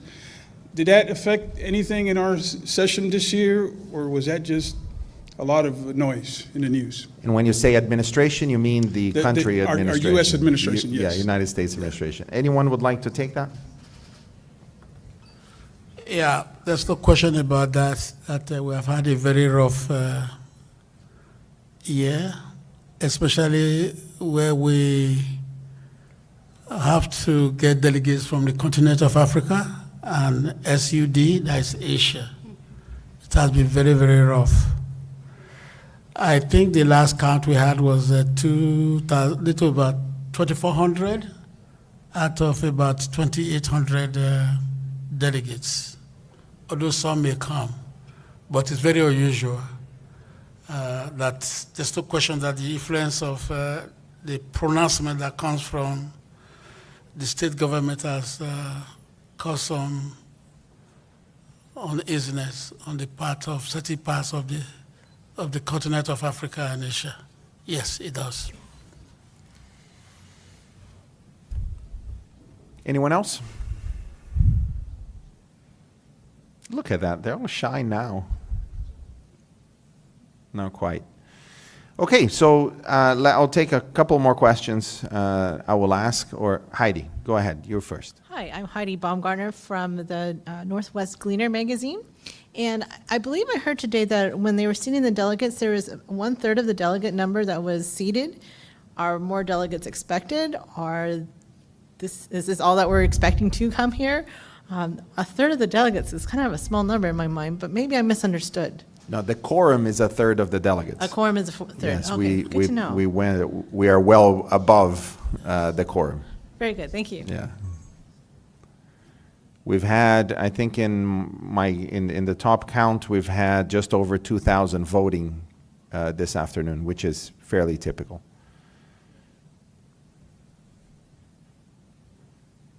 Okay, so let's talk about food, Sylvia.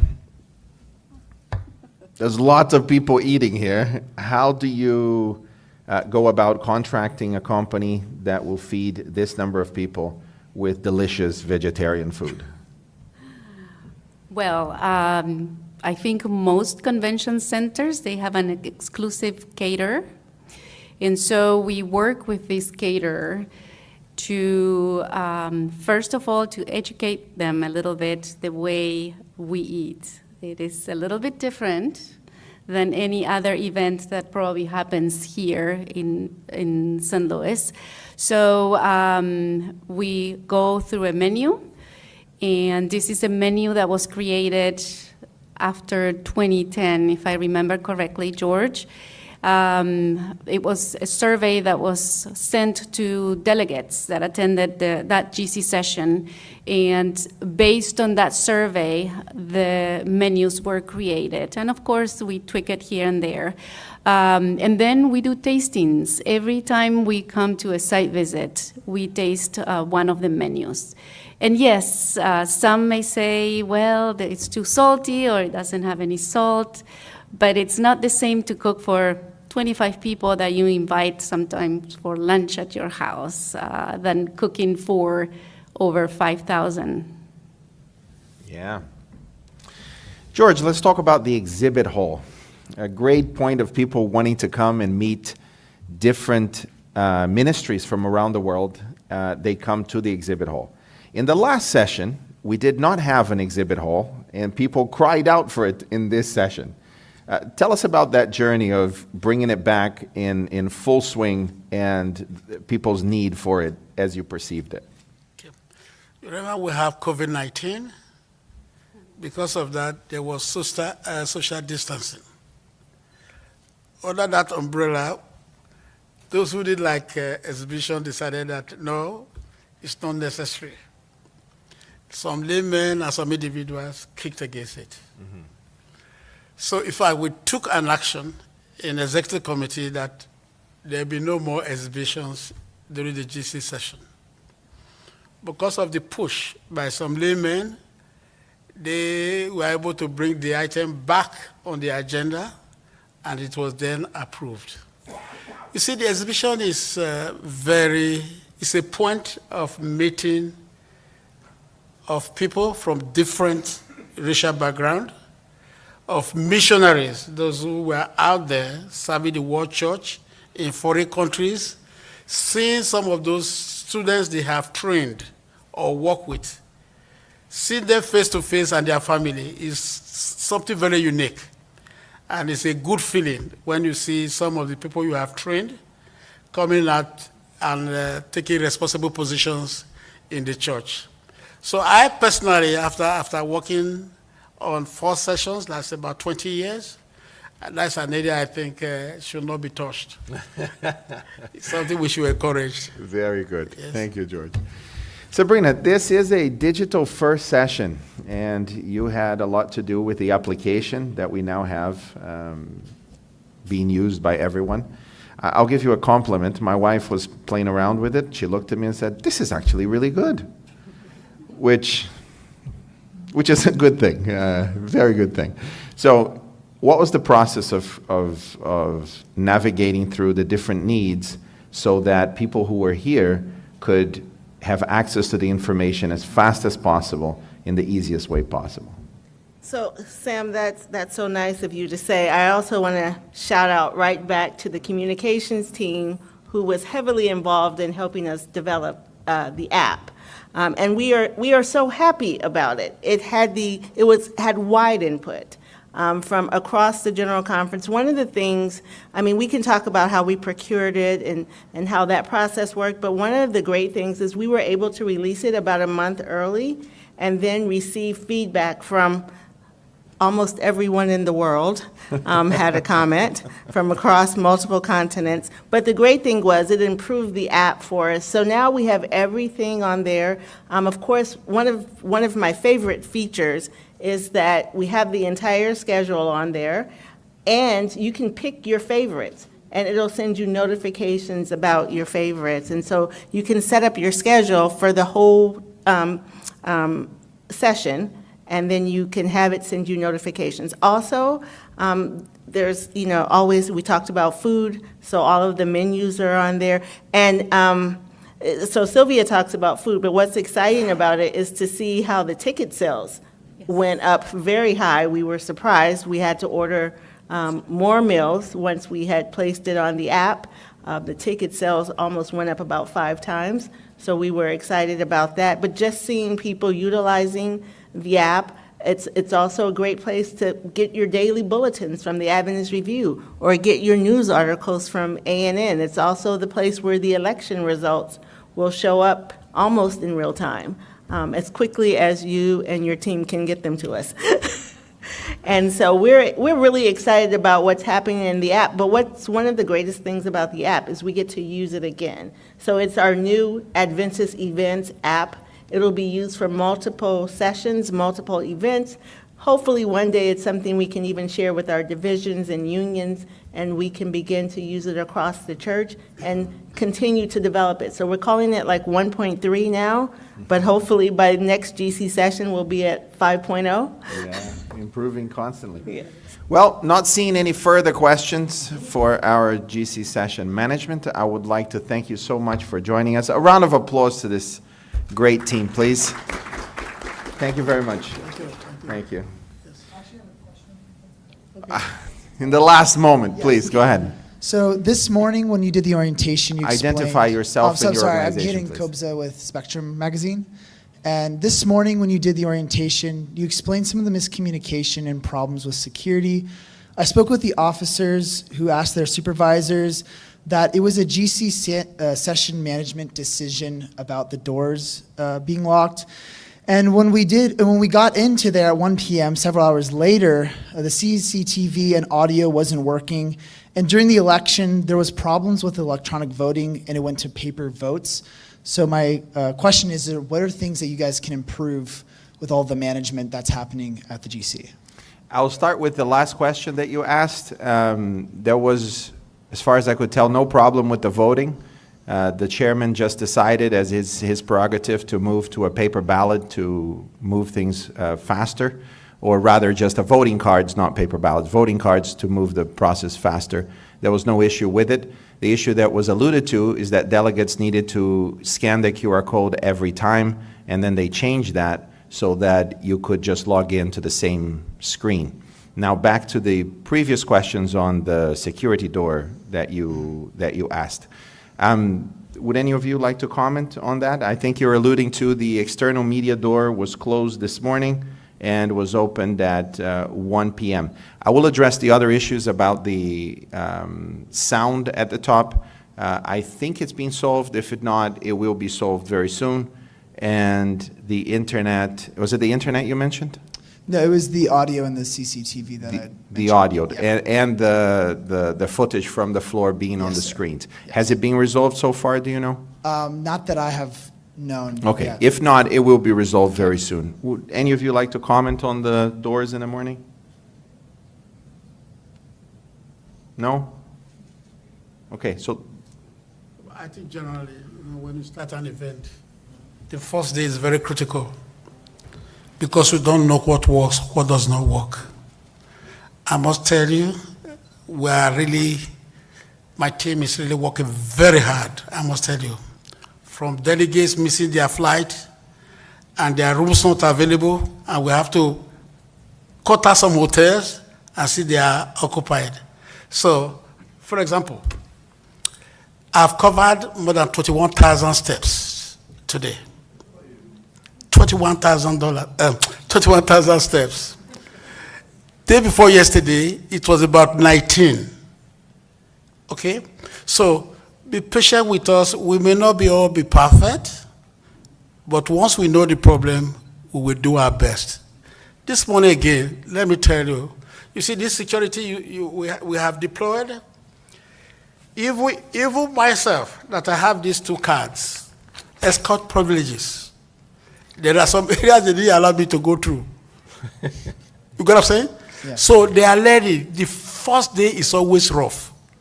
After that, when they get to know the type of people we are, then they will understand how the system works. So that's how we say. I'm glad that you say at 1 o'clock. You know, you talked to me some time ago, probably early this afternoon, that 1 o'clock, when we were told it was going to be opened, in fact, it was opened. Okay?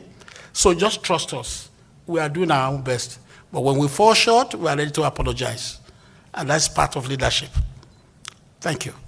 Thank you, George. Any further questions? No? Again, thank you very much. I would like to swap the guests now. I'd like to call Richard to come forward. Thank you. Thank you, ladies and gentlemen.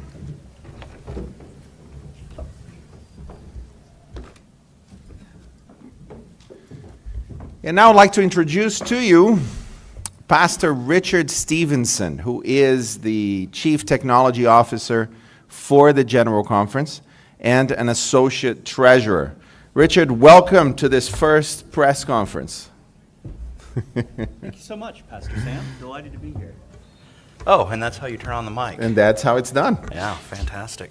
So, as a digital first session, you have overlooked all of the different ways we communicate and reach out and set up that structure.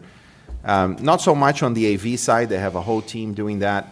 But I would like you to talk a little bit about the new technology that we are testing, that Hope Channel developed for translating, not just in the 6 languages, but many more languages. If you could let us know about that. Yeah, so this is something that we're really excited about. We recently launched last year a initiative that we call the World Church Platforms, and that is part of Adventist.cloud, which is kind of the parent URL.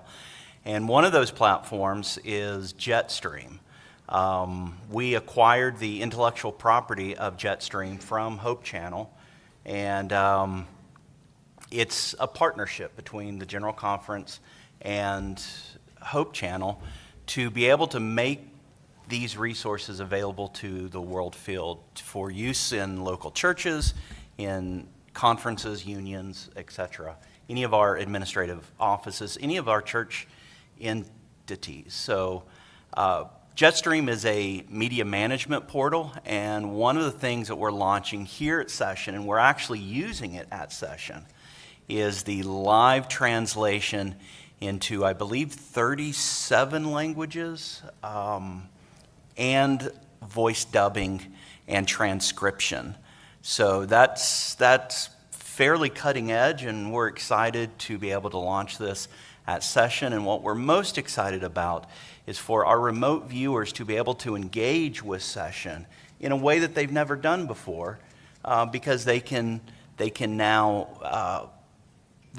interact, listen, engage with Session in potentially a native language outside of the official ones which we have traditionally supported at the General Conference. So we're thrilled to be able to make this available. We're thrilled to use it here. We had a lot of people who were joining that live session today, and it went well. It actually went really well, for which we praise the Lord. And we're just absolutely thrilled that we can extend Session to people all across the world in hopefully a native language. Fantastic. It's quite magic. You select your language, and you can either read it in that language or listen to an audio in that language. And the audio is close to the speaker's voice. Now, this is something that we're getting better and better at, but the audio is not the generic audio that we so often hear, that as soon as you hear it, you know it's AI generated.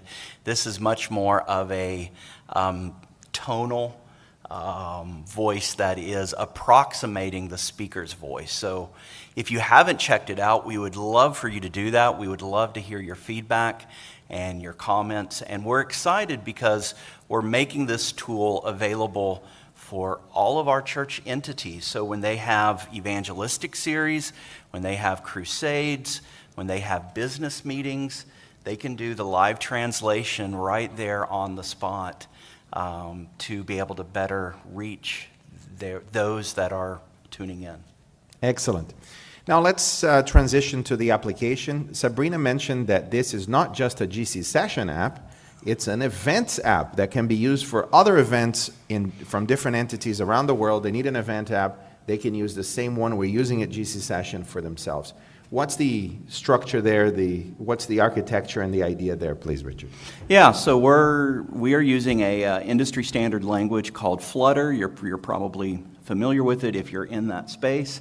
It allows you to develop once and then deploy to the common mobile environments, so in this case, Apple and Android. We're doing this through a partnership with the South American Division and the Institute of Adventist Technology, IATech. And so they have been our principal developers for it. And we're very excited because, just as you mentioned, it's not one of those use at one time apps, but we have plans to use it for our annual council, which is our yearly meeting coming up in the fall, and spring meetings thereafter. And then for any of our meetings, the Digital Strategy for Mission Convention for GAIN, and for any of our apps. And as Sabrina alluded to, anything that we develop at the GC, we want to make available to the world field for them to use. So that's on the horizon for us to get the app into a true multi-tenant environment where any of our divisions can use it in an isolated environment that has no impact over our ongoing programming, but they take advantage of all of the development and the resources which we have invested into it. So develop it once and the world church benefits. Thank you. Last thing before we open for questions, if there are any. This Sabbath will be a special offering, and the following Sabbath, on digital strategy for mission. This is exciting because it's the first time that we're focusing on digital so much in the world church. Tell us about the development of that and what that means.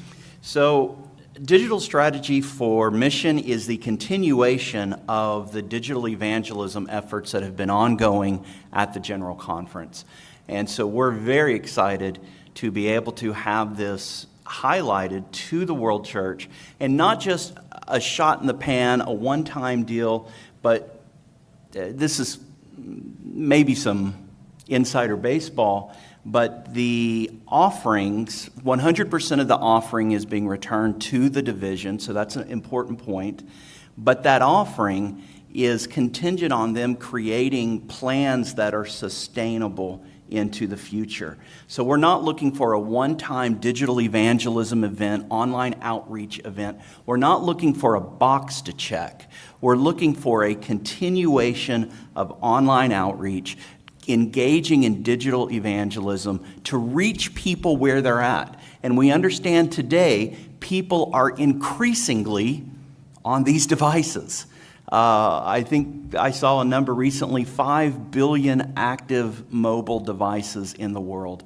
And this is not something that is unique to any certain part of the world. Mobile devices are ubiquitous. They're all over the world.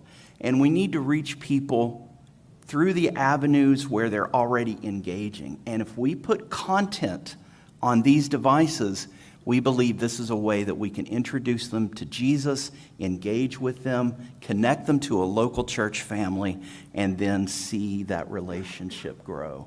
So the offering is designed, I know this is a really rambling answer, Pastor Sam, but the offering is designed to motivate our divisions and their unions and conferences to directly engage in digital evangelism, and for it not to be a one-time deal, but for this to be a sustainable ministry effort. Thank you very much. Any questions for Richard? in any of the topics that we discussed? If there are none, we will end our press conference today. I see a question. Hi, Sam Gervin with Spectrum. I have a question not for him, if that's okay. Sure. So I've spoken with some delegates after today's discussion in the business session, and the discussion about the agenda went long, and there were delegates that spoke. They only got 2 minutes to speak, whereas Elder Wilson got up there and he spoke for a considerably longer amount of time. And the delegates that I spoke with, they felt that this was kind of unfair to them, as they are the body, that is the ecclesiastical top body in the church. They felt that that was an unfair practice. So do you think that it is a fair practice for church leaders who are elected to get an unfettered amount of time like that, whereas delegates only get 2 minutes to speak? It's the prerogative of the chair to decide who will answer on behalf of the church or administration in relationship to that issue, and allow the time allocated, or the time that they allocate to it. So that would be the prerogative of the chair to allow that to happen. And it's practiced for all sessions, as far as I can remember, where that is the case. If there is a question on the floor, which there was, about an immunization statement in 2015, it's very appropriate for the chair to allow the president of the General Conference, who presided over that very meeting, to address the delegates on why that happened, which he did today. Okay, thank you. Thank you.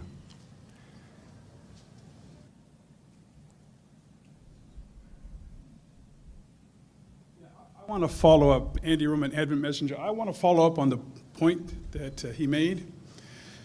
Yeah, we got a 12-minute sermonette, and the chair said, we don't want people to hijack or preach sermons. So we're going to have to, somebody has to make a motion that the rules have to apply to everyone, because 3 years ago when we were here, Ted Wilson gave another sermonette. And he's in a position of trust, he's in a position of authority, and he has a lot of influence. And it's hard to articulate something in 2 minutes. I mean, it's difficult. And I'm just wondering, how can we move away from people who have real concerns about something that shut down the world, shut down our churches, shut down evangelism, affected a lot of people, hurt a lot of people financially? How can we not just call that all just a conspiracy theory, and maybe have a discussion where we want to avoid agendas, we want to avoid going off into real conspiracy theories, but how can we have a conversation? Because I don't know if this is going to go away. So how can we avoid sermonettes, and how can we have a conversation where we can move forward in unity? Thank you. There were two parts of your question. The first related to the democratic process. What we saw today was over 2,000 delegates wrestling with a topic, whether we want to discuss that topic or not as a body. And there were, the chair gave ample opportunity for people to make motions, to write down those motions, and have the body decide whether they wanted to discuss those motions or not. And the body decided they did not want to discuss those motions, which is the prerogative of the body. That was the first question. So how do we discuss it? We allow the body to decide whether we want to discuss that or not. And the body very clearly today decided those items, those two motions, we do not want it added to the agenda. The first question that you asked is the same answer that I gave before. It is the prerogative of the chair to allow the administration or those that were involved in the issue at hand to clarify to the body what happened and why. And that is, he exercised that prerogative, and the body was able to hear the understanding of the chair of ADCOM, in this case, who presided over ADCOM, for the reasons why the statement was voted in the way that it was voted, which directly addressed the motion at hand. Not seeing any further questions, we are finishing with our first press conference. Thank you for coming, for asking those questions. Tomorrow we will be here again at 4:30. Thank you for those that were listening from home. or wherever it is that you are on your device. In a few moments, we'll come back. I think at 6:30 or 7, that will be the beginning of the concert and the evening program where we will listen to and watch the President's report. The President's report is not what the President has been doing for the last 3 years. Instead, is what the Church has accomplished in different parts of the world, highlighted in a very special report, mostly a video. So you would want to watch that, come back to the same channel to watch it. There are also other languages you can listen to it. Richard, thank you very much for coming. Thank you very much for coming. We will see you tomorrow.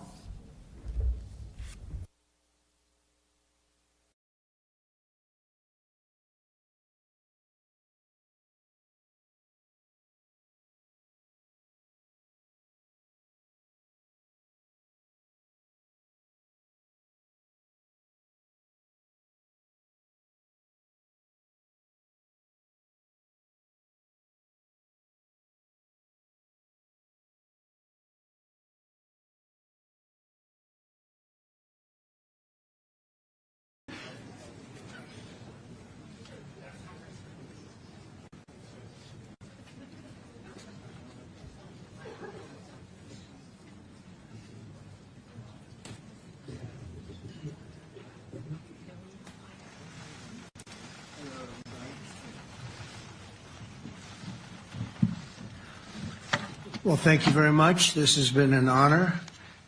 It was a fairly long trip, but worth it. Tremendous things have been accomplished, as you probably noticed. Listened to a lot of wonderful speeches from the heads of a lot of wonderful countries. But I want to thank you for joining us at the conclusion of a highly productive NATO summit in the Netherlands. I want to thank them for the royal treatment they've given us. Couldn't have been nicer. And it's a beautiful country, really a beautiful country. Coming in, I saw the most beautiful trees. In fact, I want to bring some back with me. I want to also thank, I had breakfast this morning with the King and Queen, and they're incredible people. I said, you're central casting. Beautiful people, great people, big, beautiful heart. And I enjoyed that. And also NATO Secretary General Mark Rutte, who's been terrific. He's been a friend of mine. Used to be right here running this wonderful country. Now he's the NATO Secretary General. He's doing a fantastic job. And the Prime Minister, we appreciate everything you've done. And as you know, last weekend, the United States successfully carried out a massive precision strike on Iran's nuclear enrichment facilities, and it was very, very successful. It was called obliteration. No other military on earth could have done it, and now this incredible exercise of American strength has paved the way for peace with a historic ceasefire agreement late Monday, and we call it the 12-day war. Spoke to a few people. I guess that just sounded like the right name. It was a 12-day war. And we think it's over. I don't think they're going to be going back at each other. I don't think so. Not only have we dealt decisively with the critical threat of Iran's nuclear program, which was what I wanted. I said, Iran cannot have a nuclear weapon. I've said that for 15 years, long before I decided to do the political thing. But we've also reasserted the credibility of American deterrence, which is like no other. The people at NATO said there's never been anything. You know, I rebuilt the entire military during my first term. And we have a great military. We have great generals. I got to know the good ones and the bad ones. We kept the good ones. Over the past 2 days, I was honored to participate in the NATO leaders meeting and also had extremely good individual discussions with the King and the Queen, Secretary General Rutte, and the Prime Minister. Great discussions. Very knowledgeable people. Major focus of our conversations at the summit was the need for other NATO members to take up the burden of the defense of Europe, and that included the financial burden. As you know, it was 2%, and we got it up to 5%. And they said, a couple of them came up to me, one in particular said, sir, we've been trying to get it up to 3% for 20 years, and we haven't been able, and you got it up to 5%. So they're going to be, most of them, I guess almost all of them, are going to be contributing now 5%, a number that people are surprised at, but you need it today. The United States accounts for 2/3 of all NATO defense spending. And since I began pushing for additional commitments in 2017, believe it or not, our allies have increased spending by $700 billion. I said to people, you don't have any money, and a lot of them weren't paying. And so I started the process, and I picked it up as soon as I got back, which is 6 months ago. And following my election last November, almost all have accelerated plans to reach the 2%, 3%, 4%, and then ultimately, very quickly, 5%. And all of this is going to be done very quickly, almost immediately. You probably know this as well as I do. I'm sure they've been talking about it. It's really been a big focus. In a very historic milestone this week, the NATO allies committed to dramatically increase their defense spending to that 5% of GDP, something that no one really thought possible. And they said, you did it, sir, you did it. Well, I don't know if I did it, but I think I did. This will be known as the Hague Defense Commitment, which is pretty good, pretty appropriate. When the allies reach this number, it will add more than $1 trillion a year. Think of that, $1 trillion per year to our common defense. And this is a monument really to victory, but it's a monumental win for the United States, because we were carrying much more than our fair share. It was quite unfair, actually. But this is a big win for Europe and for actually Western civilization. For years, past administrations failed to get most allies to contribute even the 2%. I remember when I came here, we had 4 countries that were up to 2%, and I remember Poland was there. A couple of them were there. But most of them were. We had 28 at the time. As you know, it's increased a little bit.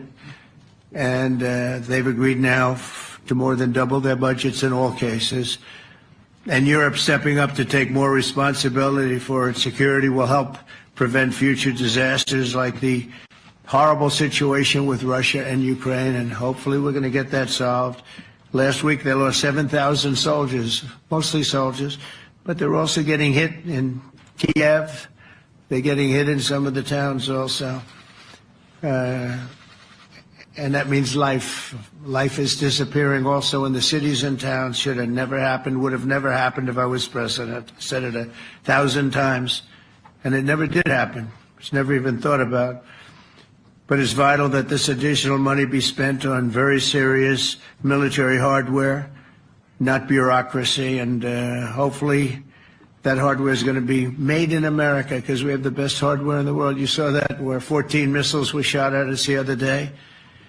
And they were very nice. They gave us warning. They said, we're going to shoot them. Is 1 o'clock okay? They said, it's fine.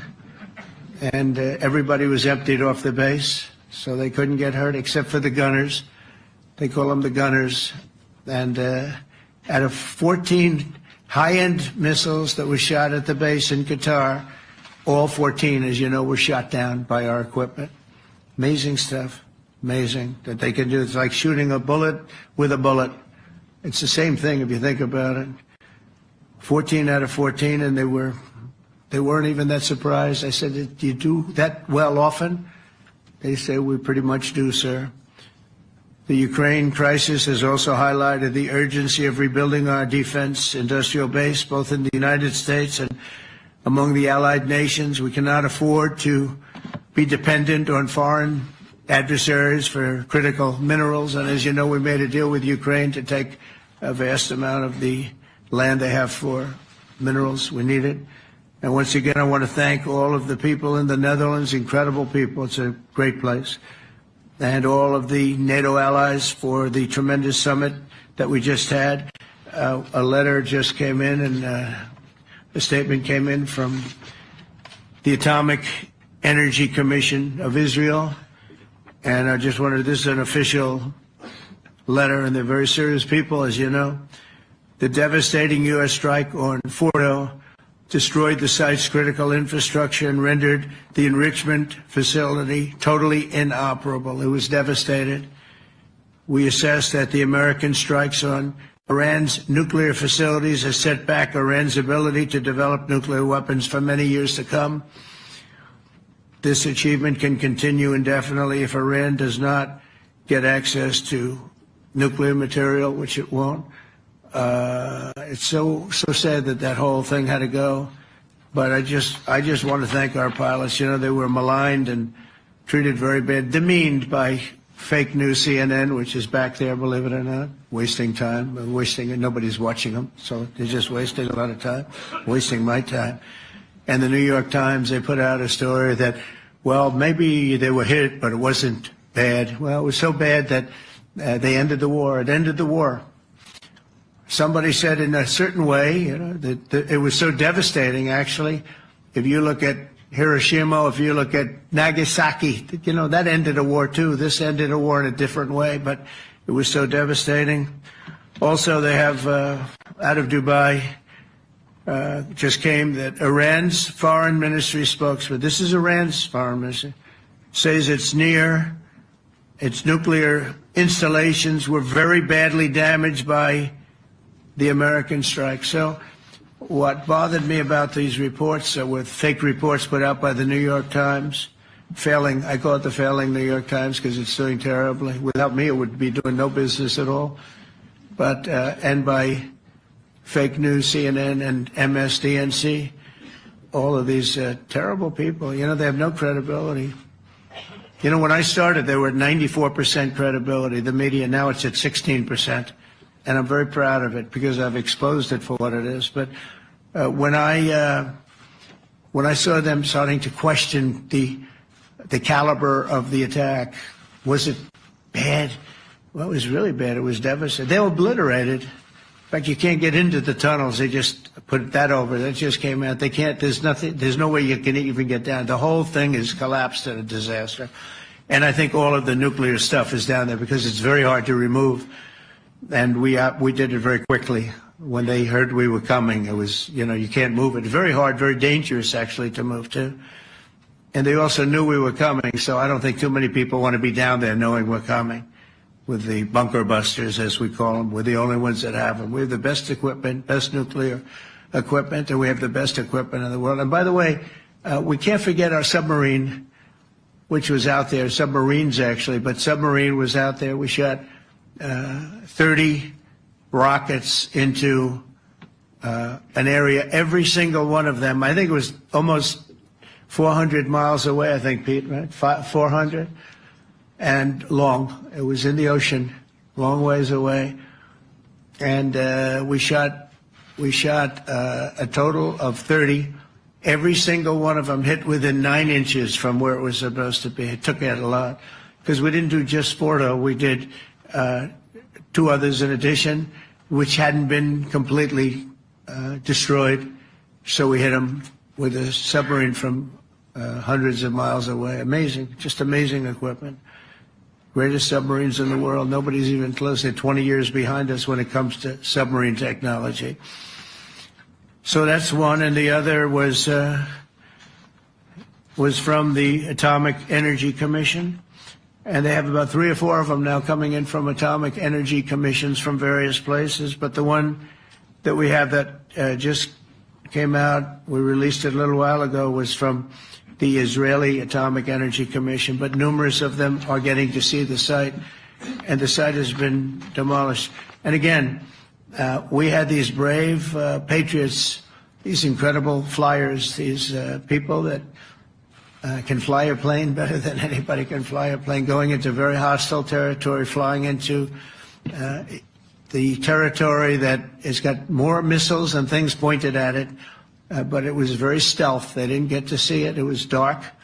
That's the amazing thing about the shots. They hit the shots perfectly, and yet it was dead dark. There was no moon. There was no light. It was virtually moonless. It was very dark, and the shots were hit perfectly. But when they get demeaned, and they were very upset about it because they knew how strong it would be. Back in Missouri, the pilots flew about 36 hours, 2 ways, far distance, and in those incredible B-2s. And we then had the F-22s, and we had the F-35s, and we had other planes, and we had, I think, a total of 52 tankers. That means the big the big tankers, because the refueling was a lot for all of the different planes that we sent. Incredible operation, and I have to say, General Raisin Cain was incredible. That's why he beat ISIS, and we beat ISIS in a matter of weeks. I was told it would take 4 to 5 years. We did it in a few weeks, and he was great. That's why he's the head of the Joint Chiefs of Staff right now, because I had a very good experience with him. He knocked out ISIS in a period of literally a few weeks. Amazing. And it was supposed to take a few years, 5 years to be exact. So we had a great victory there, and we then came here, and I think we had a great victory here. But this is an ongoing project. This is the safety of Europe, the safety of the world. And they've raised it from 2% to 5%, something which nobody, and you're talking about over $1 trillion a year. So we're talking about a lot of money from coming in from countries that we're not paying nearly enough to be effective. So I have, as you know, Marco Rubio with me, and Pete Hegseth, Secretary of State and Secretary of War. Should we say Secretary? You know, it used to be called Secretary of War. Maybe for a couple of weeks we'll call it that, because we feel like warriors. Used to be called Secretary of War. In fact, if you look at the old building next to the White House, you can see where it used to be Secretary of War. Then we became politically correct, and they called it Secretary of Defense. I don't know, maybe we'll have to start thinking about changing it, but we feel that way. Do we have any questions, please? Wow. That's a lot of questions. Who's a nice person? Oh, you're not a nice person, but I'll let you ask one. Go ahead. What's he going to ask? He is not nice at all. I know him well. Thank you, Mr. President. Yeah. Thank you for taking the time before flying home. You just said you believe the conflict between Israel and Iran is over. What makes you so confident it is? And what do you do if it isn't? Because I dealt with both, and they're both tired, exhausted. They fought very, very hard and very viciously, very violently, and they were both satisfied to go home and get out. And can it start again? I guess someday it can. It could maybe start soon. I think a big telltale sign was when, as you know, Iran somewhat, by not much, violated the ceasefire, and Israel had the planes going out that morning, and there were a lot of them, 52 of them. And I said, you got to get them back. And they brought them back. They didn't do anything. They brought them back. It was very good. I thought it was amazing, actually. They have fought a hell of a war. They fought very hard. I think the war ended, actually, when we hit the various nuclear sites with the planes. And I just hope you people can give these pilots, these are the best pilots in the world. They're the best shots in the world. They call them shots. That's what they are. And wait a minute. And I just hope you can give them the respect they deserve, because they came home to fake news. And like, oh, gee, there was hardly any damage. The things are decimated. So, but I think, no, I think they're very much finished. I think Israel's going to get back to doing what they do. And I think that Iran's going to get back. You know, Iran has a huge advantage. They have great oil, and they can do things. I don't see them getting back involved in the nuclear business anymore. I think they've had it. They've been at it for 20 years, and I don't see that happening either. Now, if it does, we're always there. It won't be me. It'll be somebody else, but we're there. We'll have to do something about it. Yes, please, go ahead. Go ahead. Oh, fake news, CNN? Oh, yeah, here we go. Wait till you hear this question. You should really say how great our soldiers and our warriors are. I think everyone appreciates our soldiers and our warriors. I do have two questions for you, Mr. President. You just cited Israeli intelligence on these attacks. Earlier, you said U.S. intelligence was inconclusive. Are you relying on Israeli intelligence for your assessment of the impact of the strikes? No, this is also, Iran made the statement, and it's also, if you read the document that was given, that Pete can talk about if you'd like, the document said it could be very severe damage. But they didn't take that. They said it could be limited or it could be very severe. They really didn't know, other than to say it could be limited or it could be very, very severe. And you didn't choose to put that because it was very early after. Since then, we've collected additional intelligence. We've also spoken to people who have seen the site, and the site is obliterated. And we think everything nuclear is down there. They didn't take it out. Okay, question? Please, go ahead. Go ahead. Yeah, blue dress. Thank you so much, Mr. President. Yesterday you said China can now continue to purchase oil from Iran. Yeah. Are you giving up on your maximum pressure campaign? Because With there's who? sanctions right now With who? on Iran. No, look, they just had a war. The war was fought. They fought it bravely. I'm not giving up. They're in the oil business. I mean, I could stop it if I wanted. I could sell China the oil myself. I don't want to do that. They're going to need money to put that country back into shape. We want to see that happen.